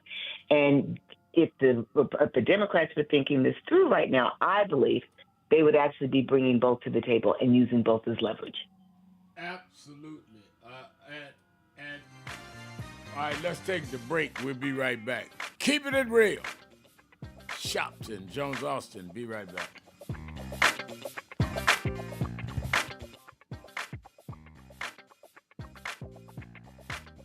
That I want to end. He talked about the dry bones in the valley. I'll tell you that. The only reason that the wind could blow life into the bones is because at some point they had to be connected. If the wind had blown into a disconnected body, it still wouldn't have worked. So before he prophesied to the wind, they had to first get the foot bone to connect to the ankle bone, and the ankle bone to the calf bone, and to the knee bone, and the knee bone to the thigh bone. If we are to prophesy to the wind, we must first connect this body. We must connect Eddie Long to Farrakhan and Cornel West to Elders and Lowry to Sharpton. If we can connect this body, then God will blow the breath of life into our community. But as long as we are disconnected, the wind can't blow because it's blowing on disconnected dry bones. But the good news is that we're the children of people that have been through worse than this, and we're still here. So even though I get despondent, I don't ever get depressed, because I want the world to know you won't beat us, because we're the children of those that took the worst form of slavery and brutality that ever lived, that ever existed. Our parents survived the Middle Passage. Only the strong got here, and then we lost our name, our culture, our religion, and we're still here. But you don't know who we are. We're the children of Chaka Zulu. We're the children of Mary McLeod Bethune. We're the children of Marcus Garvey. We're the children of Martin Luther King. We'll be here. We were first and we'll be last. We know who we are.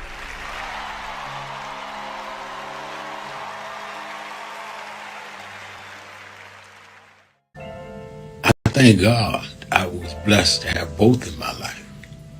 Both historic, strong figures.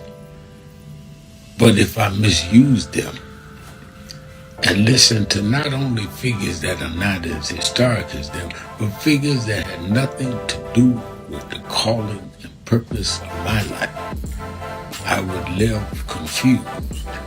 I'd be double-minded. I'm clear. And what I want you to do is be clear. Clear on who you are and why you are. And a lot of that will be exposed to you and others by who you are around and who you allow to enter your head. Keep people at a distance that only have a distant and unclear vision of who you are and who you are supposed to be. They could be your blood relatives, but they could not be the ones that accompany you toward what you ought to be about tonight. Everybody good to you ain't good for you. Everybody that makes you laugh sometimes end up making you a joke.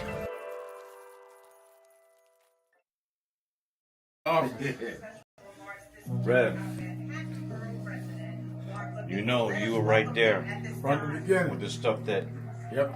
was going on in Brooklyn at Yep. that time, in Yep. Howard Beach. You Yep. were right there. He had in one of the early movies, he had my name. Then he put me in Malcolm, and I wasn't even old enough to know Malcolm. So we've been through it all. For those who see Malcolm X, it's 3 hours. But fast forward to the scene with yourself, Yep. Bobby Seale. Right. Bobby Seale, Denzel, and me. Yeah. Denzel was on the set. Now, let me ask a question. Yep.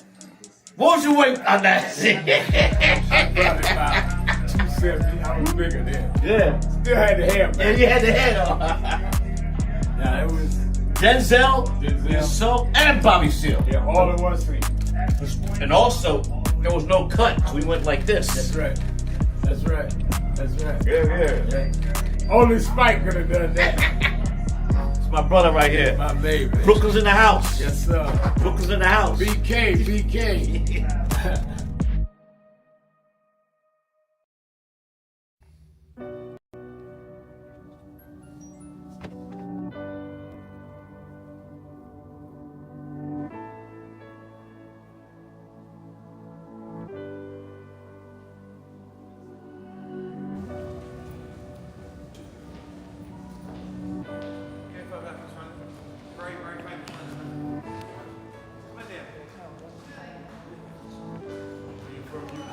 London, yeah. We've got many problems there. We need you over our side. Yeah, you're invited anytime, please. Whenever you want to come. There we go. Dice. What's up, Doc?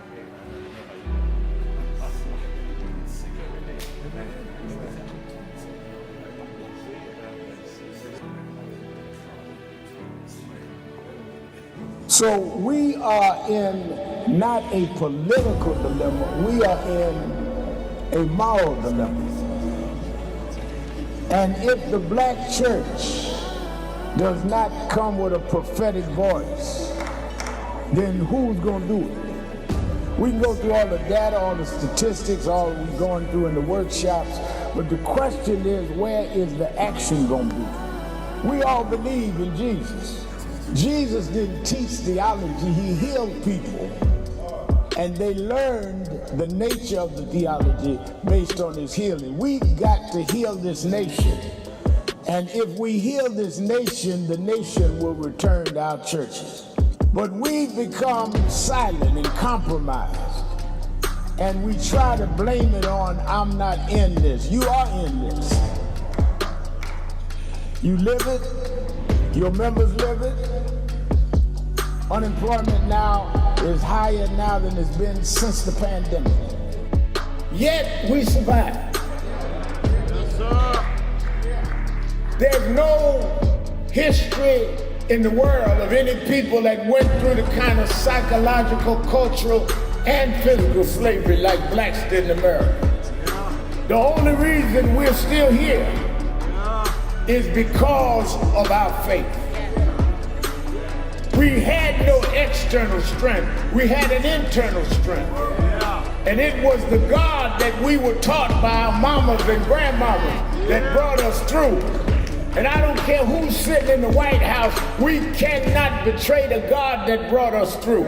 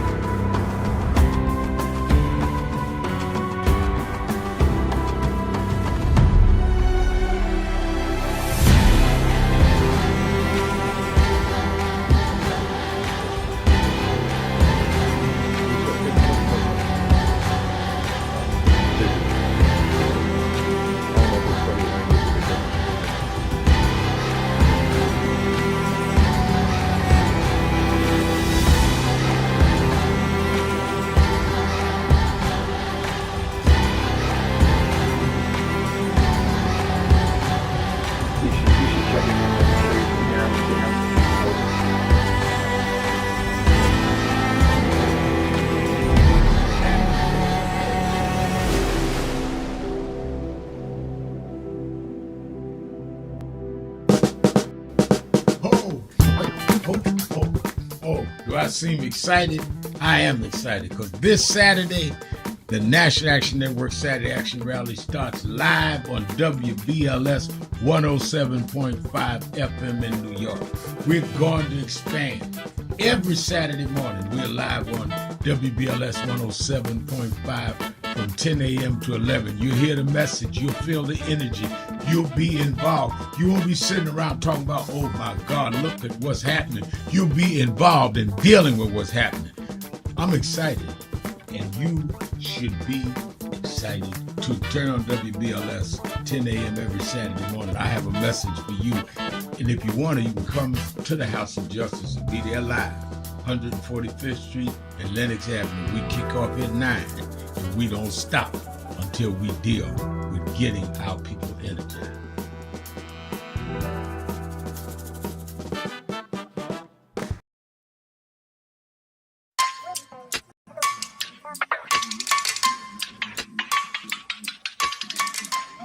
Hey, what's up? They got, they're doing, thank you. They're doing, what's on your mind? Yeah. All right, then, well, you got a birthday this week. I got to talk about that. Oh, no. Happy birthday this weekend. And Carrie White's birthday, right? Corey's birthday is today. Yeah, and I got, tell, Reverend Birthday reading Daniel 5th chapter. I want him to read. And, I'm ready. Got a message from today, so we'll be on the air in what? Half hour. About a half hour. You should tune in to WBLS 107.5 FM and National Impact and www.nationalnetwork.net. All right, I'm ready. Make sure you operate on time or I'll tell them I owe y'all.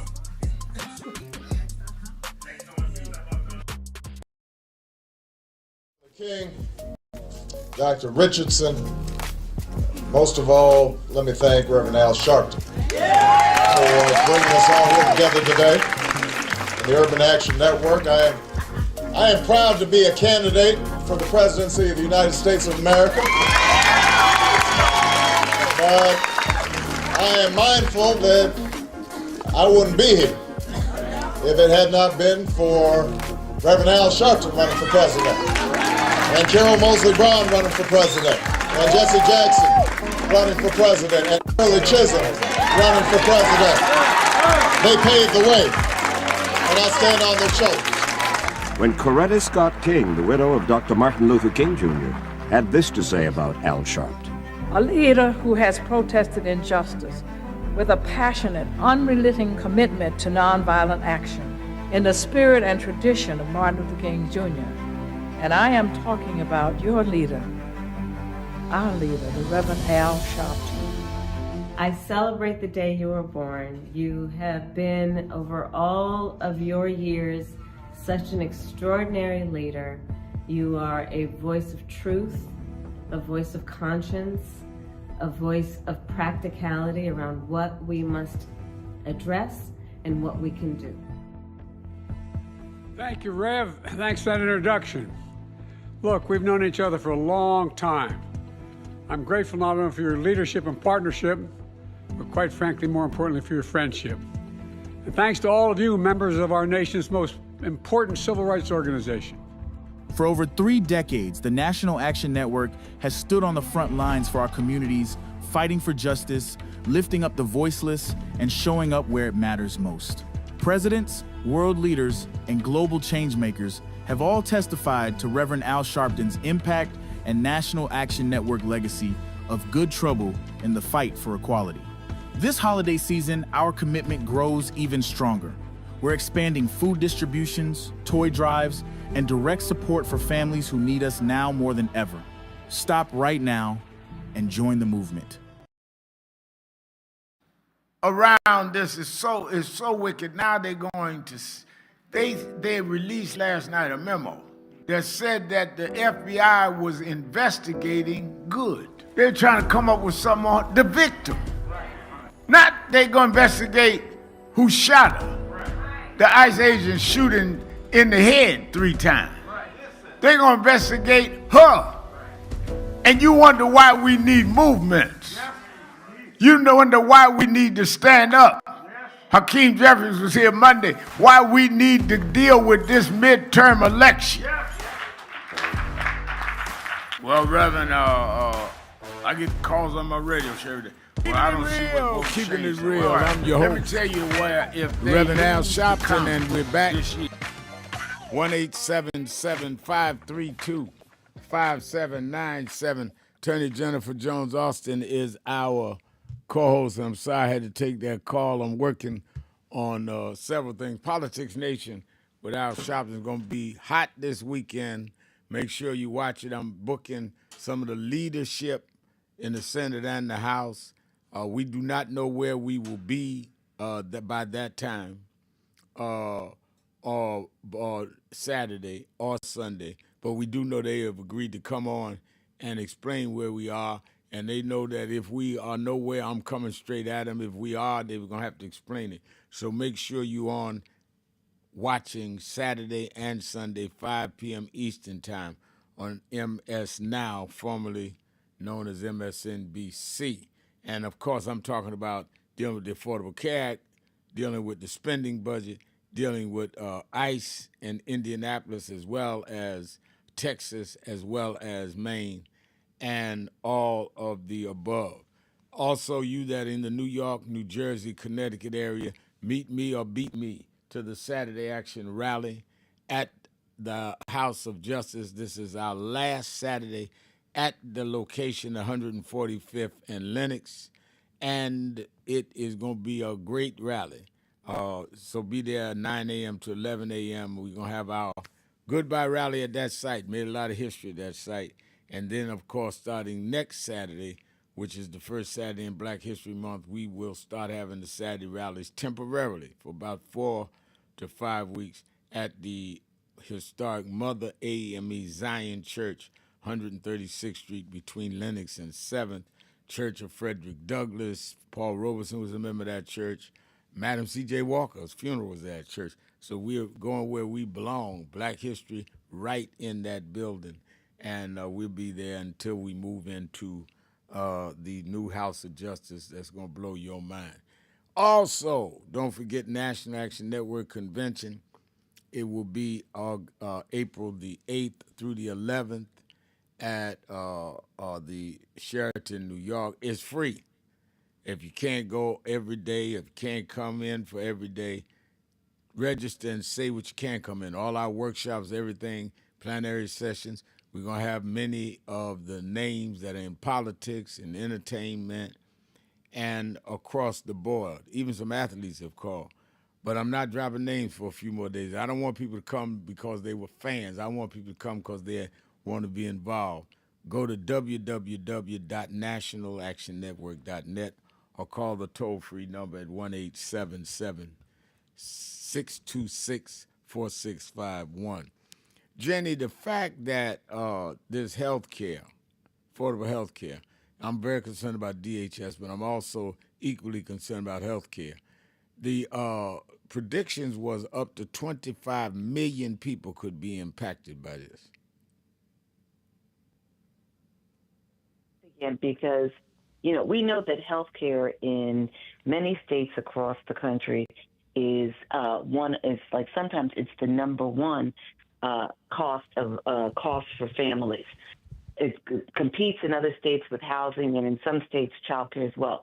But it's typically one of the top three costs for individuals and families when it comes to taking care of themselves. And one of the reasons that President Obama moved and worked so hard to create the Affordable Care Act was to make sure that everyone in America is able to access and afford health care. Because if you don't have your health, you have nothing. And we know that the Republicans, since he was able to do that, was the first president ever to bring about affordable health care for everybody. They've been at work trying to dismantle it. And we also know that many people who did not want Obama as president, didn't like him as president, they do like Obamacare because they don't understand that they do like the Affordable Care because they don't know that the Affordable Care is actually Obamacare. They suppose like Obamacare. But one of the things that Biden did during his presidency when we were coming out of COVID was to increase the eligibility for subsidies for affordable care, because even with the Affordable Care Act, there are people who still need support in paying for health care insurance. Biden moved to increase the eligibility for people to 400% of poverty, but it's set to expire back in 2025. The Republicans did not want to extend it. The Democrats did. And now there are more people who are going without health care insurance again, and premiums have risen to pretty much everybody. Let's take the break. Going right back to the phones right after the break. Keeping it real. Shopton. Be right back. So it's become almost an unhealthy habit how much I'm listening to Keep It Real, because it is the realest thing on the air anywhere, whether it be online or whether it be on the radio or wherever it's coming into you from, because there's no one of Rev's importance and caliber who is as dominant a media figure as he is, who allows people to speak at length, and who he treats with equal respect and admiration with every call, whether he agrees with you or not. And I'm not going to throw shade at anybody, but there are a lot of people with big platforms like the Rev has who are afraid to talk to the people and who are afraid that the people will keep it real with them. And he never shies away from anything any of us want to talk to him about. And he doesn't shut you up. It's not a soundbite, it's a conversation. So I would like people in media to learn from this man who is carrying MLK's torch. Don't be afraid of people. Listen to them, respect them, and stand in God and stand in truth. Thank you, Nan. Thank you, Rev. Thank you, everybody who puts this together and sends it out across the world, because we need much more of it. Bless you.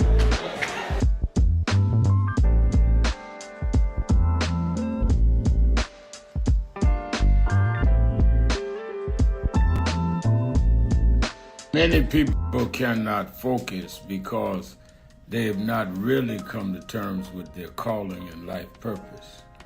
In order to focus, you must also be clear on what you're focusing on. So if you're not clear on your purpose, if you're not clear on your life's calling, then focus on seeking that. Because if you just read the ways and roads you traveled that you didn't even choose, that were sort of just laid out for you by God. In that, it's telling you, speaking to you about what your purpose is and what you were born to do and be. I learned the things that I didn't plan had to be planned by God, and God's plan was directed toward God's purpose in my life. And I focus on that. Not focus on what others do, not focus on how well they're doing or bad they're doing, but focus on whether I'm in line and aligned with what I'm supposed to be about. And in order to move straight ahead, you have to be focused on the path you're running on.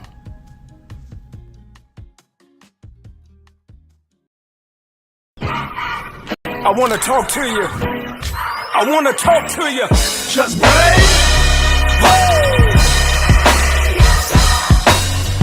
I believe that. Good morning, everybody. I hope the coffee has kicked in by now. I want to start by thanking your leader, the Reverend Al Sharpton, and everyone at the National Action Network for 35 years of standing up for civil rights and opportunity for everyone. And I couldn't be more grateful for the way that you have blessed the lives of so many, including mine. As we look today on King Day, let us not forget that we had to struggle to even have this day. They did not wake up one morning and say, let's give a federal holiday to Martin Luther King. People petitioned, people marched. Let us remember now, as we bring our children and grandchildren up the Potomac, that they can see the Washington Monument, the Lincoln Memorial, the Jefferson Memorial, and one memorial that never served as president, but changed this country more than any other American, Dr. Martin Luther King Jr. This was an amazing MLK breakfast. It is truly an honor, and more importantly, this is an important day for us. I feel incredibly lucky and honored to be in this room on this day, celebrating Dr. King's legacy of civil rights, especially in the moment that we're facing on a national level. It feels like warmth and home being in this room. So I'm encouraged by today. I'm encouraged that we're getting out, we're protesting, but more needs to be done. We need to lean in. And let's keep fighting, because the job is not done here. And I just feel so honored to get this award. It's not about getting an award, it's about doing the work. And let's keep up with the work.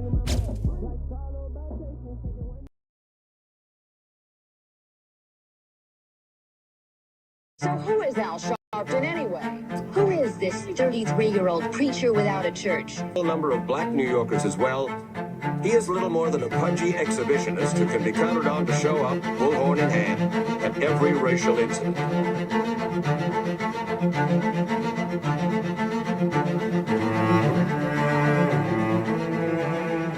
I often quote Mark Twain saying, the two most important moments in life is the moment you are born and the moment you find out why you were born. I had a very troubling conversation the other day that prompted me to do this little video. Young man that I've known a while came to me, and he was crushed. I mean, really crushed, because people were criticizing his work. He's in the ministry, but he's also an actor. And he said he couldn't understand why people were jumping all over, criticizing him, trying to find scandalous and derogatory things about him. And I told him, I said, you know, you're very young.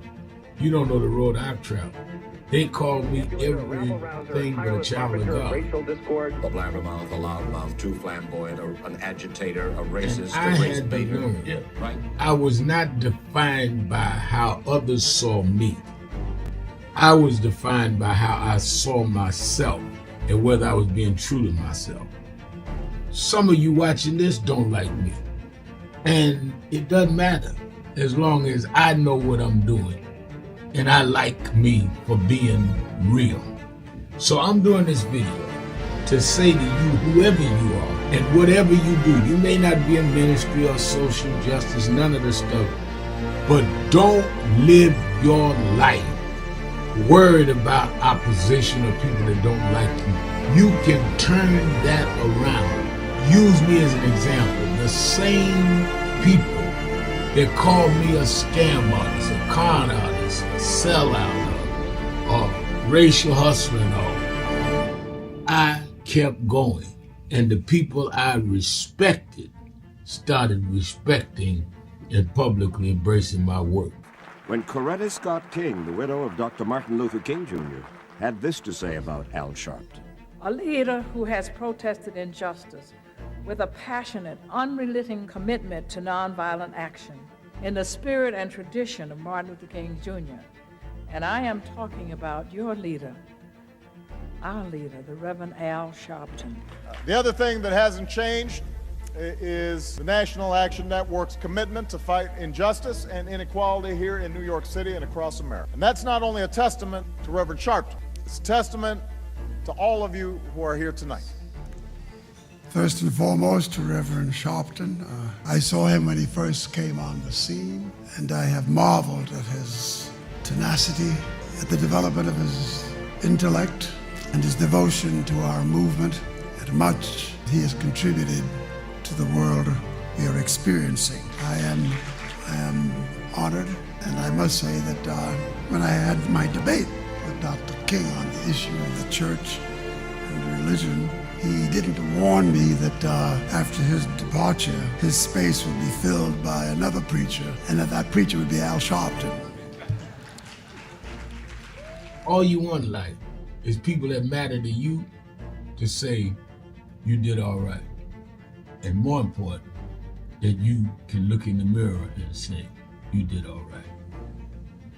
Thank you, Rev. Thanks for that introduction. Look, we've known each other for a long time. I'm grateful not only for your leadership and partnership, but quite frankly, more importantly, for your friendship. And thanks to all of you, members of our nation's most important civil rights organization.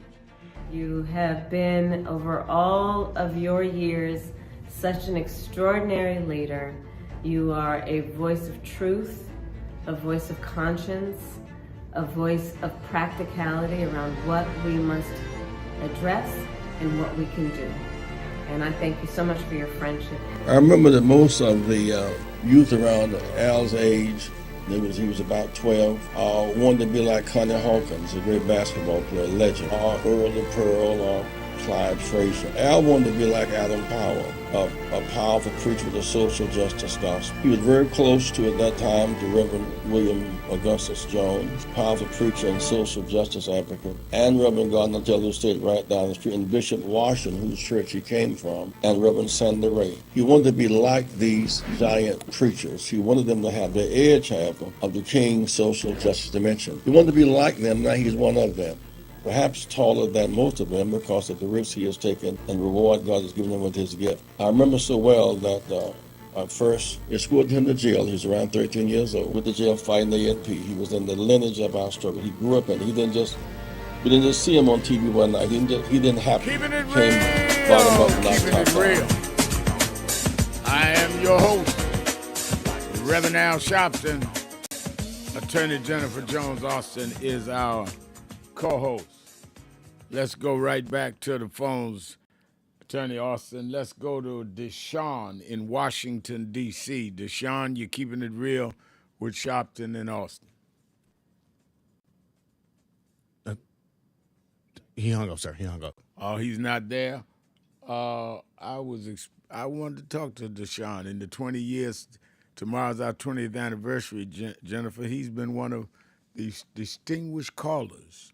I wanted to hear his voice. We don't always agree, but he always calls. Very frank and blunt. I'm sorry he didn't hang on. Let me go to Deborah in Atlanta, Georgia. Deborah. Statement. Then I wanted to ask both of you a question. Hello? That nature. To make a statement in reference. They're breaking up and all, and this all of that. wait a minute, you started the beginning because we didn't hear you. A lot of them are in that private Deborah? bracket and they benefit from that big, beautiful Hello? deal. If you want to hear more from them. No, I could not hear you. For whatever reason, you broke. broke off and they're playing music under me. So start again and y'all cut the music off, please. Okay. We're not singing. This is talk show. I don't understand why they keep doing it. Go ahead. Can you hear me now? Yeah, I hear you now. Okay, one of the things I wanted to say, then I want to ask a question. You were mentioning about football and things, and what I wanted to say to the audience, the reason you're not hearing from the football, the basketball, the hockey, the racers, the baseball, the movie stars, is because a lot of them are in that tax bracket where they're benefiting from that big, beautiful bill. If you want to hear more from them, do what you do differently. Stop buying these tickets. If you got 4 or 5 TVs in your home, turn off 3 of them or something. Do your part, and you will definitely hear them coming out more in reference to what we're seeing happening, because enough of them just have their mouths closed because they're still getting fed. At the meantime, a lot of us are suffering. And that brings me to the point when we're looking at the Senate, Reverend Sharpton. So my question, I have 2 questions. When you think of football, if you're able to score a touchdown, why would you pass the ball? From what I'm seeing, they have done absolutely nothing, Republicans, across the board, not for Democrats, but for America as a whole. There are so many things that need to be negotiated at this time, not just DHS, in reference to Renee Good and Alex, but there are so many other things that need to be negotiated. And that's just how I feel about it. I would throw the football so hard it would smash all the windows in the stadium. And because that's the way they're treating us. And then they say that Donald still has, I don't call him President Trump, so I don't respect him, y'all. I call him Donald, like Donald Duck. They say that he still has money in the domestic policy package that could pay them.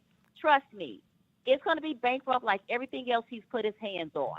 So it's not a lot of money there.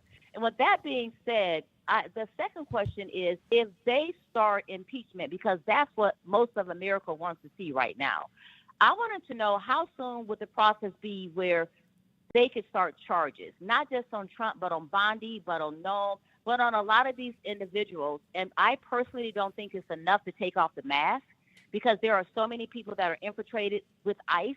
They need to do a background check. It needs to be a whole turnover. Because when you take off the mask and you're going to really see, oh, that's who that is, then where do we go from there? I just think it's just so much further than that. They have the ball. I say score a touchdown, and I just wanted y'all's opinion on that, because I for one. All right, let me give you mine. Let me give you my opinion, Okay. and then Attorney Jones Austin give you hers. They do not have the ball until they have the majority of the Senate and the House. They have the ball now with 4 or 5 Republicans that if they can flip them, they'll have the majority. Now, they can block because they need 60 votes to put this stuff through, but they can't initiate. So what you're saying is correct. They can block the money, and they can, because they need the 60 votes, but they cannot come in and say we want to impeach or we want to do this, that, or the other, because they do not have the majority. So they will get the ball if they win the majority in November, and that's up to us that vote. But they can block. We put enough in. We vote enough to get them where they need 6 or 7 Democrats to get budgets through, but they cannot. Those less than majority Democratic senators cannot stop not Democratic, but start impeachment proceedings, because we don't chair the Judiciary Committee, because the chair is a Republican, because they're the majority of the Senate and of the House. Jennifer? Exactly. I'm not very, very knowledgeable about football, but I do know a little something about offensive play and defensive play. And what Reverend Sharpton is, as I think about it, what you're speaking to is defensive play is blocking, the spending bill from advancing and essentially funding the government until they agree to make changes in ICE procedures, as well as agree, I would say, to put Affordable Care Act premium subsidies back on the table. The offensive is go out there, all of us go out there and vote to flip the House and put Democrats back in charge, and we won't see a lot of these shenanigans that are playing out right now. And if we have enough cause, then we can move for impeachment. Now, I think that what you see all across the the country is that you do have grounds for impeachment. You have a president who does everything from obstruct justice to misuse and abuse of his powers. He has essentially weaponized the federal government against his adversaries and opponents, and is using government funds for his own benefit as well as profiting. And so there are the grounds there. Yeah, I'm sorry, sir. Go ahead. No, I was just saying that it can be done, but once again, that you need to flip the House. And the other thing is, there are Senate seats that are up. You also need to flip the Senate if you actually want removal. Remember, impeachment is just the equivalent of an indictment. It's not a conviction, and it does not result in Donald Trump being removed from government. He would be the first president to now have been impeached 3 times. He was the first to be impeached twice, but it doesn't mean that he would be removed. But he can be if we had the majority. And see what I think people need to understand, and I like Deborah, she always asks good questions. And that I believe a lot of people want to know but just don't get through the call or whatever the reason may be. In fact, Happiness Donuts is saying on my message board, caller Deborah is growing on me. Well, she been growing on me. But anyway, I was distracted. But anyway, the fact is in the room, Deborah, where we argue these things, march and meet with the people in power, the Republicans say, we deliver our voters come out. And we say, yeah, but the people want this, the people want that. Well, why ain't the people voting then? We get our people out to vote. If you telling me the people are so adamant, then why didn't they show up and vote like that? And that is the answer, is that we can say all we want, well, this is what people want. Well, they don't want it enough to vote for it, and that's the only way they're going to get an impeachment or anything else. And I think that we've got to, yes, put the heat on them, and then put the heat back on those of us in our community that are not delivering the numbers, because whether we like it or not, they deliver their numbers. Did you realize, Deborah, they delivered enough numbers to put a man with 34 felony convictions and a sexual harassment loss in the White House? So how do you think they look at us if we talking about their health care? We talking about our health care. We talking about our rights of migrants. We talking about criminal justice, and we can't get everybody out. But they can get enough out to put a thug back in the White House. And they look at us like, well, obviously people don't feel the way you feel, or y'all can't get them out. And I know the answer, a lot of us, well, we don't see enough results because you're not seeing enough votes. It's like saying the coffee ain't sweet enough, the tea ain't sweet enough, because you didn't put no sugar in it. What do you think, you're going to stick your finger in there and it's going to sweeten it? The only thing sweetening this stuff up is votes. Let's go to Pam in Chicago, my activist extraordinaire in Chicago. Pam?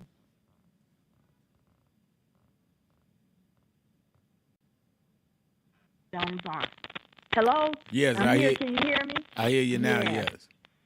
Thank you, Reverend Sharpton, and hello to Attorney Jennifer Jones Austin. Appreciate you. And I don't know about this one. Wait a minute. There's a lot of static. Can y'all clear that up, or she needs to call back in? She needs to call back in. Call right back in, Pam, because there's a lot of static. We can barely understand. And while we waiting on her to call back in, let me go to Woody in Philadelphia. Woody. Hey, Brad. Hey. I really want you to know 20 years went by so fast, but I just want to show you how when you working, my father and mother had 10 children, and we still got that house that we all came out of, and they bought the properties on their side of the street from one corner to the other on their side. Those two people, I come in every morning and clap. I'm clapping for you right now, brother, because you've been pushing, and you ain't even getting tired because you're too busy. As my father would say, whack. He didn't call it work, he called it whack. Right. So I loved watching you whack, because when you do your job, you ain't got too much time to do much else. That's right. It's just as simple as that. Now I'm going to say, Miss Austin and your daughter, Dominique, you got two beautiful women. I'm talking about from the inside out, because I look at them as the universe, the female. Internal and external, you have a universe. And that when I look at my mom, I come in and my mother and father, I clap for both of them every morning. Got a big picture of them in the barbershop. And just clap before the customers come in. I get here an hour early just so I can drink my green tea and appreciate the fact they had 10 children. 10 children in 912 South 19th Street. So I don't want to keep pushing. I'm just thinking about and watching you do what you do, and I love it. I just want you to know. You say you don't get no appreciation. I'm telling you, there's nothing like what you doing on the radio, man. Amen. All right, well, thank you for your call. Thank you for your call. Let's get ready to take our break, and we'll be right back. Keeping it real. 1-877-532-5797. Shopton, Jones Austin. Be right back.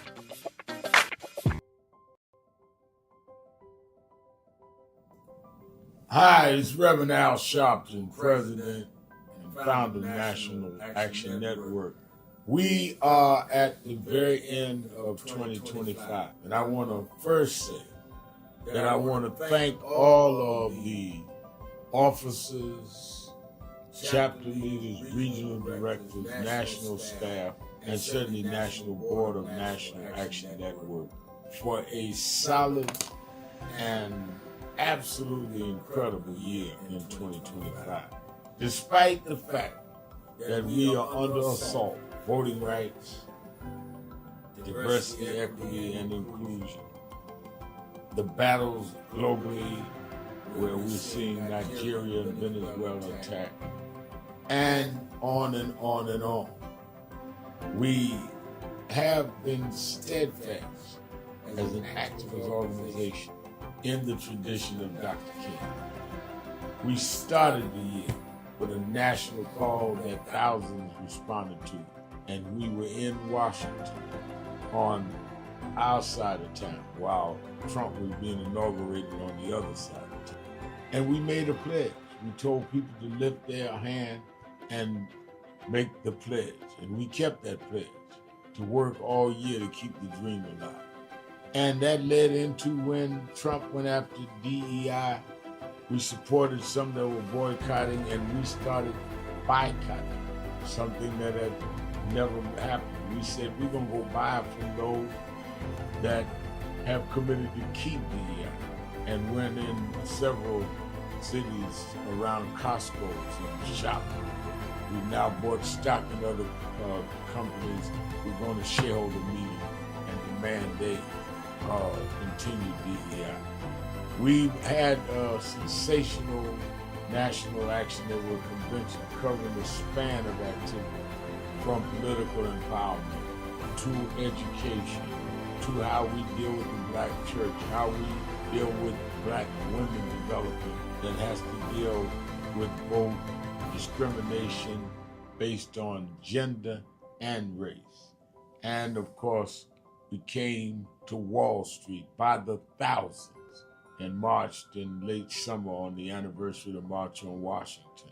And people thought you could not get people out, and they came from all over the country. And we marched on Wall Street and had an enormous turnout. The only mass black march, black-led march this year. We had a lot of protests, a lot of marches. I salute all No Kings marches and all. But the black organization march, they welcomed everybody. We had white, black, everybody there. Was our march on Wall Street in August. And then our Triumph Award and on into our fall agenda of organizing, mobilizing. We've expanded. We've started chapters in about 12 new cities. So I am proud of what we've done this year, but it's only the beginning, because our very rights are under attack, and they're not even being quiet about it. They want to revoke the Voting Rights Act. Section 2 may fall with this bill. They want to end the Civil Rights Act of 64. That's what the end of DEI is about. So let us be more alert and active than ever. History will decide whether the civil rights gains of the 50s and 60s died in the 2020s. That's on your watch and mine. So if we've got to march, we have to protest, we have to lobby, we have to rally, whatever we need to do, we need to put our shoulder to the wheel more than ever. I'm going to lay out a plan on King Day, both in Harlem at our annual event and in Washington at our annual Martin Luther King Day breakfast that we do in D.C., two cities that day. And then, of course, all roads lead to New York to pay for our convention. We had, as I said, the largest attendance convention last year. In 2025, it needs to be more this year because our very existence is at stake. We also are closing our negotiations on a new headquarters, our national headquarters that befit our mission. I'm so excited about it, but I can't give you details. We're just about ready to sign the contract, but it will be something that will last longer than many of our lifetimes. So we came alive in 25, despite a hostile administration, despite the fact that a lot of people were intimidated and spooked into silence. We came alive in 25. Now we have to straighten out tricks in 26. I need you, we need each other. Let's do this. All these tricks, don't forget, Trump only won by 1.5%. He is trying to act like he has a mandate. No, he has a mission, Project 2025. We have the mandate that we can't let them undo what has been done. And we must even go further for the empowerment of all people. Happy New Year. And be focused.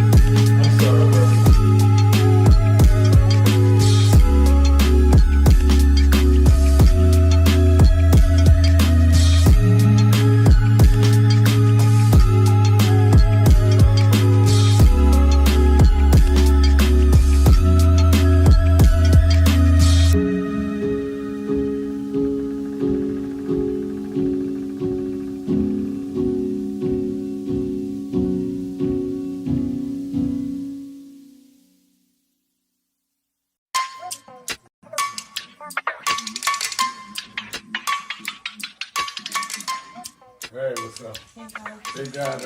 They're doing, thank you. They're doing What's on Your Mind? Yeah. All right, then, we got a birthday this week. I got to talk about that. Oh, no. Happy birthday this weekend.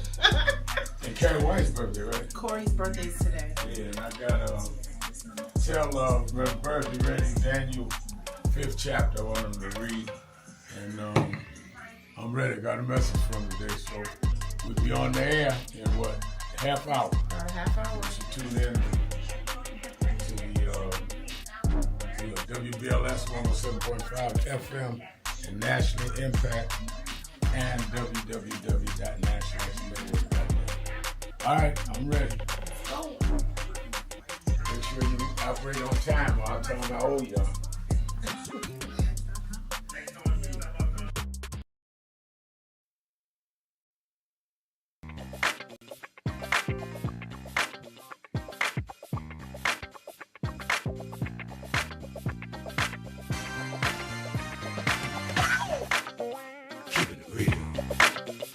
You live.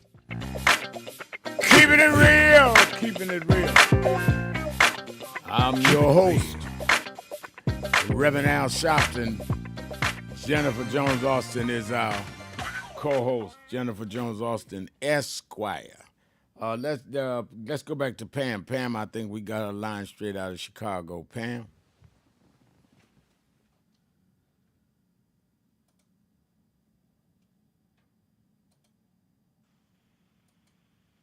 I don't hear Pam.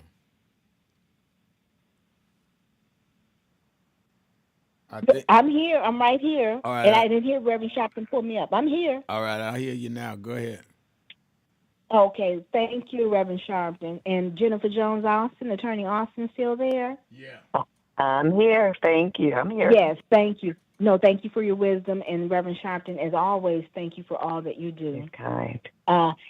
I wanted to say, Reverend Sharpton, let us not still forget the Epstein file. We still have victims.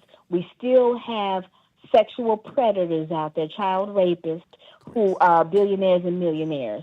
And many of them are more than likely helping to support and financially fund the adjudicated sexual abuser who Judge Kaplan said committed rape in the White House. I just want that to be clear. And I know with all that is going on, we have to deal with that. But I'm not going to let up on that. And the FBI, they have the names of the perpetrators. They have the names of the people who committed these crimes because Virginia Giuffre, as well as the other victims, gave them names. She named names. So that's there in the record, and it's time for it to be released. So, Attorney Jones Austin, I wanted to ask you regarding the Supreme Court. Reverend Sharpton, I know we have to vote. I know we need to get, someone with some decency in the White House. But right now, with this Supreme Court, Attorney Austin, the only way I see to deal with this is if there is an expansion of the number of justices on the court. And I'm just wondering your thoughts about that, because we need some remedies, some quick remedies that can hit right away. And Reverend Sharpton, also your input on that. I think that is something that is doable.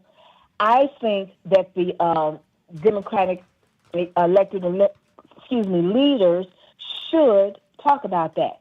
They should talk about repealing the big nasty bill. I don't call it the ugly, it's the big nasty bill that is hurting people. So I think they need to talk about repealing that.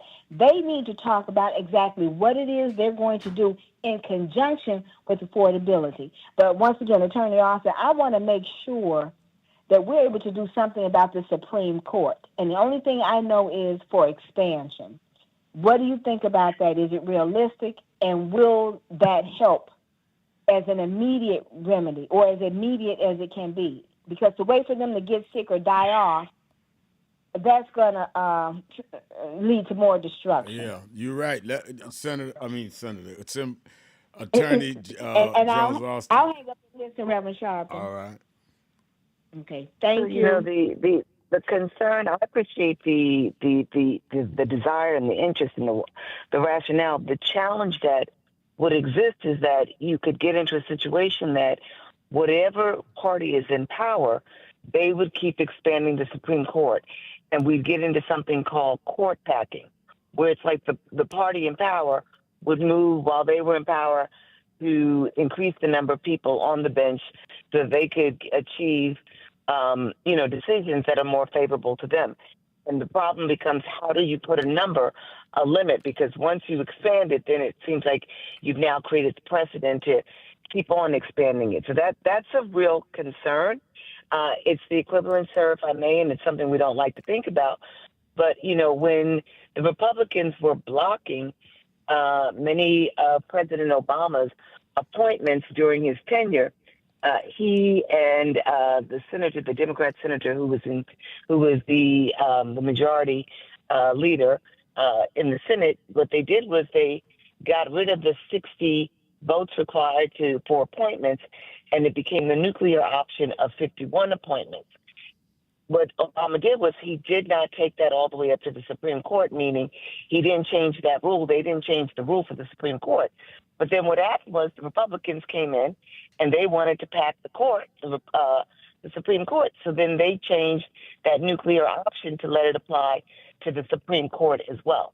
So there is essentially what I'm saying is there is an example of how you get into the politics for these various roles where we were once requiring 60 votes and it moved to 51, and you just have this back and forth, and it just keeps going back and forth. That's the only concern. No, I think that's a concern. I think you were talking about Harry Reid was the Democratic leader. Harry Reid, that's right. That's right, Harry Reid. Yeah, from Nevada. But I think the concern is there. But I also, I would not be adverse to expanding the court with guardrails because so they couldn't keep doing it repetitive and it could not be party driven. But I think you need to expand it with guardrails. But again, all of that, none of that can happen without us voting because we are not in the majority to talk about. We can't even confirm judges in the Senate now because we're not in the majority. Let's not talk about changing the makeup of the court. And if it sounds like I'm beating a dead horse, it's because I'm really trying to incite us to talk to our family members and neighbors that are not voting. The problem is imposed on us, but the problem is we're accepting it by our low voter turnout. Mm-hmm. Kamala Harris could have been the president of the United States. She lost by 1.5%. We can blame it on her advisors and everybody else. Nobody got to advise me to vote against somebody that's going to try to do what I knew he was going to do. And if I didn't know, he told me what he was going to do. And he told you what he's going to do. So at some point, yes, we need to put the pressure on the Democrats. All we can. But we also need to look in the mirror and put some pressure on ourselves and those around us. Let's take a break. We'll be right back. Keeping it real. Shopton, Jones Austin. Be right back. Around this is so wicked. Now they're going to, they released last night a memo that said that the FBI was investigating good. They're trying to come up with something on the victim. Not they're going to investigate who shot her. The ICE agent shooting in the head 3 times. They're going to investigate her. And you wonder why we need movements. You wonder why we need to stand up. Hakeem Jeffries was here Monday. Why we need to deal with this midterm election. Well, Reverend, I get calls on my radio show every day. Well, I don't see where voting changed them. Well, all right. Let me tell you where, if they lose the Congress this year, where it changes. The Speaker would be Hakeem Jeffries, who grew up right here in Name, as he said on Monday. The Speaker decides then the calendar for the legislative session. The chairs of the committees become Democrats. So the Judiciary Committee, now watch this in the barbershop. The chair of the Judiciary Committee, y'all saw the Judiciary Committee have the hearing and brought in the special counsel yesterday. Well, the chair this time, if the Democrats win, would be a Democrat who could then subpoena the Attorney General Bondi, all of the folks that were involved in January 6th. They can subpoena the Vice President, all of them, because you've got the power of the gavel. Wonder why nobody has asked Pence how he felt running for his life January 6th. Well, if you get the Judiciary Committee, you can subpoena Pence. This is a defining moment. As our world faces urgent challenges, the movement comes together. National Action Network's 35th anniversary and convention, April 8th through the 11th. Leaders, activists, and community voices united for justice and change. The moment is now. Be in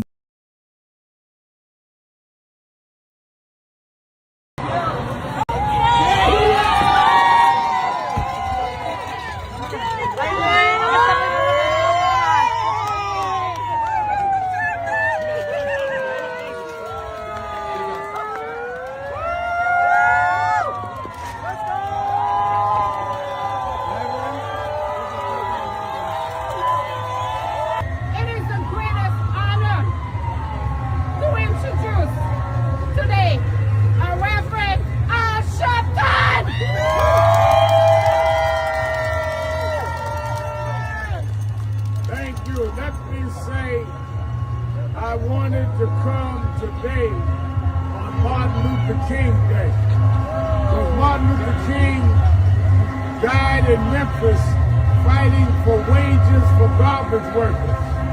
And I believe he would want those of us that come in his tradition to be standing with nurses and standing with those that should be getting wages for saving the lives and caring for people that the private hospitals and other hospitals seem not to care about. How can you spend King Day and turn your back on people that are working and not insured right and not given the right wages and not given the right respect when they're taking care of our afflicted, our ill, our infirm? In the name of Martin Luther King, I join the nurses in demanding justice for the nurses.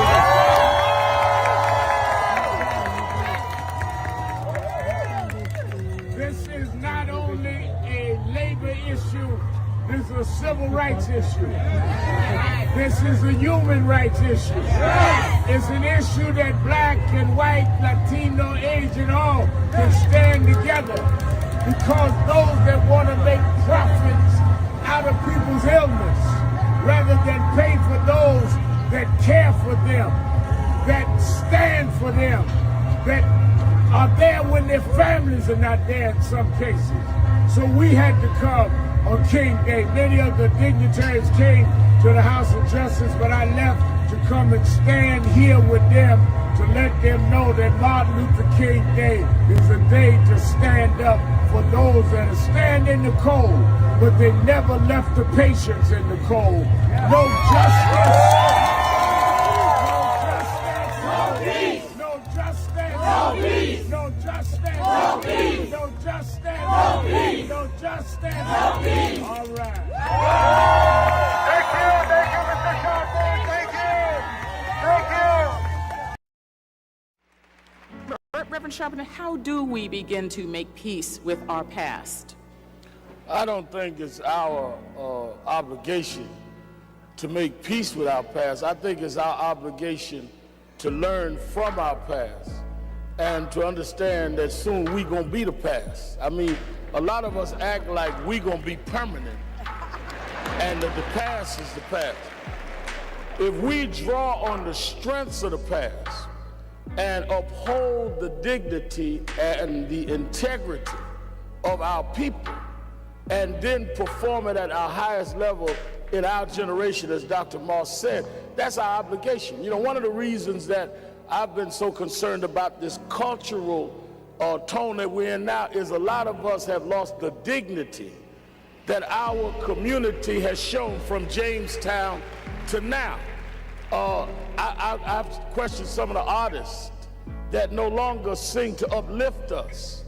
And there's never been a generation that didn't use our music and our culture to lift us up. And the excuse is where they say, well, we just want to show what's there. But we never just accepted what was there. We always looked at what was there and looked through it and brought our people the way it needed to be. So in slavery time, we were singing Go Down Moses and Swing Low Sweet Chariot. We wasn't singing about the cotton picking nigga in the field. That's what we saw, but that's not what we sang.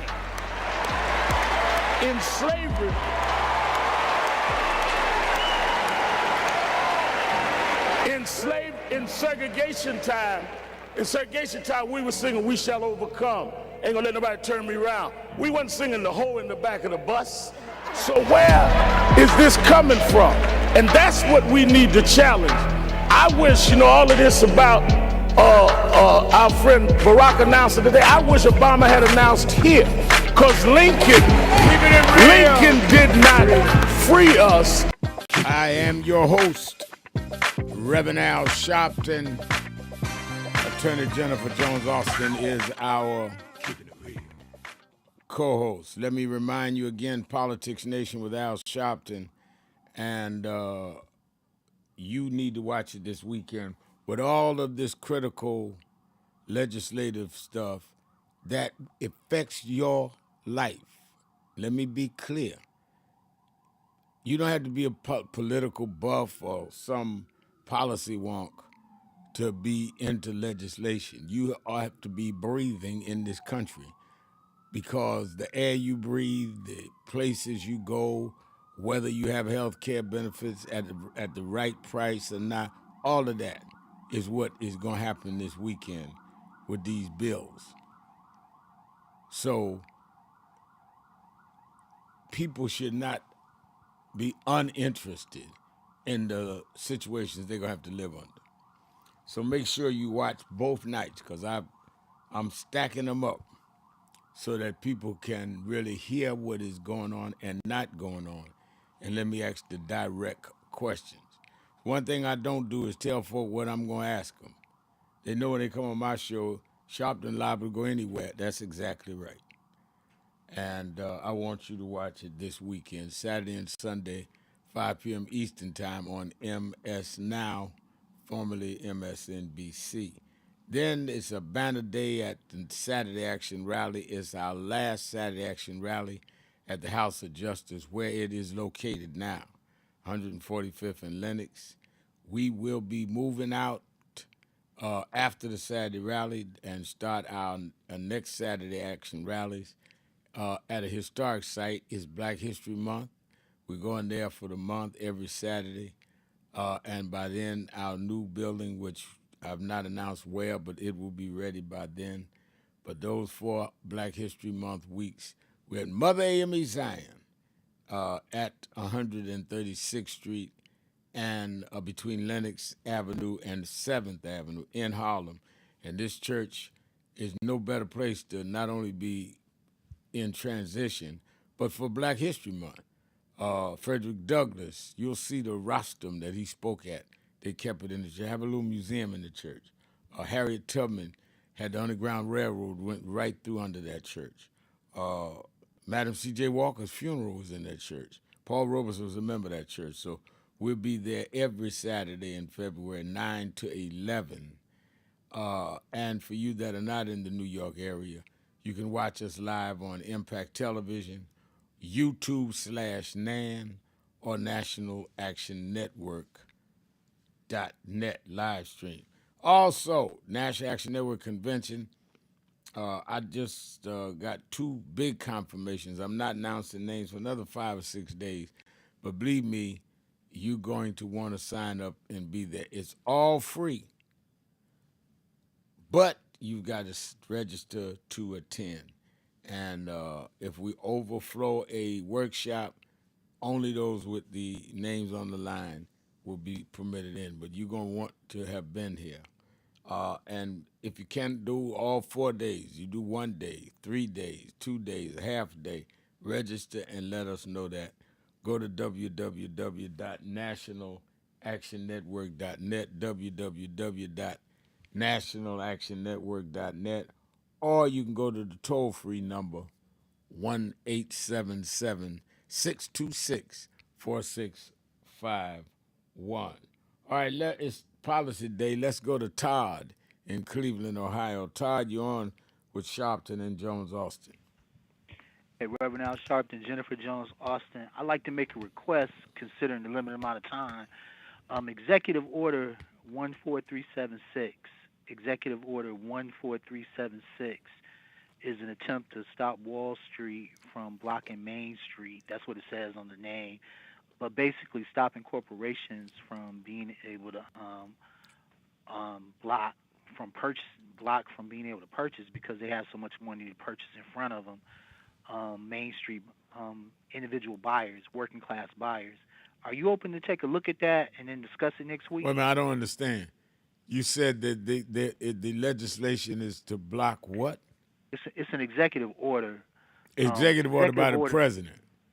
Yeah, All right. signed on the 20th of this month, and the intention is to keep corporations from being able to buy so many properties that working class folks can't compete with them. And I want to know if you'd be open to taking a look at it and discussing it next week. I'm open to it. What do you say, Jenny? Jennifer? Absolutely. I know a little bit about it already, but yes. Okay, 14376, and I want to talk about that with the $1,000 that's going to be allocated, which is going to come up to about 13 million babies and toddlers, for if that's really going to happen for kids born between 2025 through 2028 next week. But in pursuit of the topic today, if they block this this money coming into Homeland Security, is it also going to block them being able to hire more immigration judges? We have a cap of 800 judges that can be had in this federal government, and we're not even at the cap of 800. And we have 3,400 employees in the federal public defender's office. 2,000 of them are public defenders, and we're going to need more for all these people that they're trying to handle as far as legal immigrants and illegal immigrants. I'm not sure the judges, Jenny, paid out of the DHS allocation. I do not believe so. I'm going to review that, but I don't believe so. I believe that the ICE money is for direct operational expenses tied to immigration enforcement by law enforcement and for detention purposes. I don't believe it's for the law judges themselves, because I have two friends who are immigration judges, and they are under the Department of Justice. I mean, that's where I began. But I really believe that the ICE is for the law enforcement and the detention facilities. Here's the thing. The country has a cap of 800. They can only have 800 presently immigration judges, and we're going to need easily another 800, so that's 1,600 in total, just to handle the numbers that they're claiming they want to deal with as far as legal and illegal immigrants. And then most of these folks don't have money for attorneys, so they're going to be using public defenders. Most of the public defenders in the federal government are not abreast on immigration law, but of the ones that are there, there's only 2,000. So we're talking about money that isn't money to be allocated for pursuits that they're not even appearing to consider while they're funding these agents. You know, if you're gonna be doing this, you need more judges, and you need more public defenders, and you need more public defenders that are abreast in immigration law. And I'm looking, I don't see it. I don't see it at all. And not just public defenders, investigators, and paralegals. You know, so do you have an uncommitted guess on what's a good number for you, considering the number that they're trying to deal with, even though we all know they really don't want them to get in front of a lot of judges. They just want them out. Yeah, I don't think. know what the Go good ahead, Jen. I was just going to say, I don't know what the good number would be, in part because the numbers that they're trying to get, it's widely reported they're not going to get those numbers to begin with, because they're trying to compete with Joe Biden numbers, and a lot of those numbers that he got with respect to deportation were people who were deported right at the border, not people who came through and were here and went through significant time-intensive court proceedings. So, number one, I'm not really sure that they need the 800. If you're aligning that with the projected numbers that they want to try to deport through court proceedings, I'm not sure what that is. What I will tell you, if I may, sir, is that, again, I do have two friends who are immigration judges, and what they often raise is not so much that they have high caseloads, but that a lot of the courts themselves, like you don't have a lot of supervising judges, and you have extreme oversight where judges are now being challenged in their proceedings if they're trying to enforce the laws as they are, because the laws as they are on the books right now are not the laws that the Republicans like. What about public defenders that are well versed in immigration law? Do you have a figure in your mind, an uncommitted guess, as to what would be reasonable just based on what we're dealing with now? Because almost none of these people have money for private attorneys. No, I don't. What I would probably base it on is like what legal aids, like how their numbers go up. And legal aid is all around the country because they often step in to assist with immigration matters. But I don't have I couldn't begin to tell you what the exact number is because, frankly, the challenge is that not everybody who would be receiving legal assistance right now is receiving legal assistance. So for me, it's hard to put a guesstimate on it. And that is part of the problem. A lot of folks deserve it, but they're not getting legal assistance. But if we were making an earnest effort to make sure that they got due justice, there would be more than 800. There wouldn't be a cap on 800 immigration judges, and his department, Federal Public Defender's Department, would also be better funded because they will be able to anticipate what's coming down the pike for them to have to do. Not seeing any funding for that. I'm personally not seeing it. I haven't done it. I think if it was me, I'd be more interested in can Congress finally, legislate on immigration reform. I mean, part of the challenges that we're having right now is we keep addressing immigration issues through massive deportation and not looking at, well, what is the crux of the problem, what is the best solution for America, and then moving accordingly. If we recall, during the Biden administration, we had a bipartisan deal to address immigration reform, and then, Trump blew that up. From the sidelines, he blew that up. And so we keep looking at all of the, we're looking at the Band-Aid solution responses and all the harms resulting there rather than Congress centering on the crux of the matter to begin with and passing legislation. And they Real have reform. And the legislation has to be proposed in order to pass. And if the legislation is not being proposed, then the dilemma just becomes larger and more costly. You hear me say this a lot. I'm a firm believer that all tax dollars are supposed to convert into services for the public. And if you're causing problems with the services that you're providing as government that the tax dollars are paying for, unhealthy problems, then you're running up the cost of government. Perfect example as I exit, if you go to the FBI's website, the U.S. code for domestic terrorists is 18 USC, that's for U.S. code 2331, parentheses the number 5. Neither Renee Good nor Alex Pretty, definitely not Destiny Jackson and her husband and her children who are still alive, fit being called domestic terrorists. No, now you run up the cost of government because all those people got to get paid. Even by their definition, you're correct on that. All right, I'm going to look up this other that you sent us, and we'll talk about it next Thursday on Policy Day. Let me thank Attorney Jennifer Jones Austin. Let me remind you, tomorrow is our 20th anniversary, and we're going to remember some of the memorable shows. We're going to discuss the issues of the day. But we've had everybody on this show from Barack Obama to James Brown. And we're going to talk about 20 years. Anniversary tomorrow of Keeping It Real, Shopton. We'll talk to you tomorrow.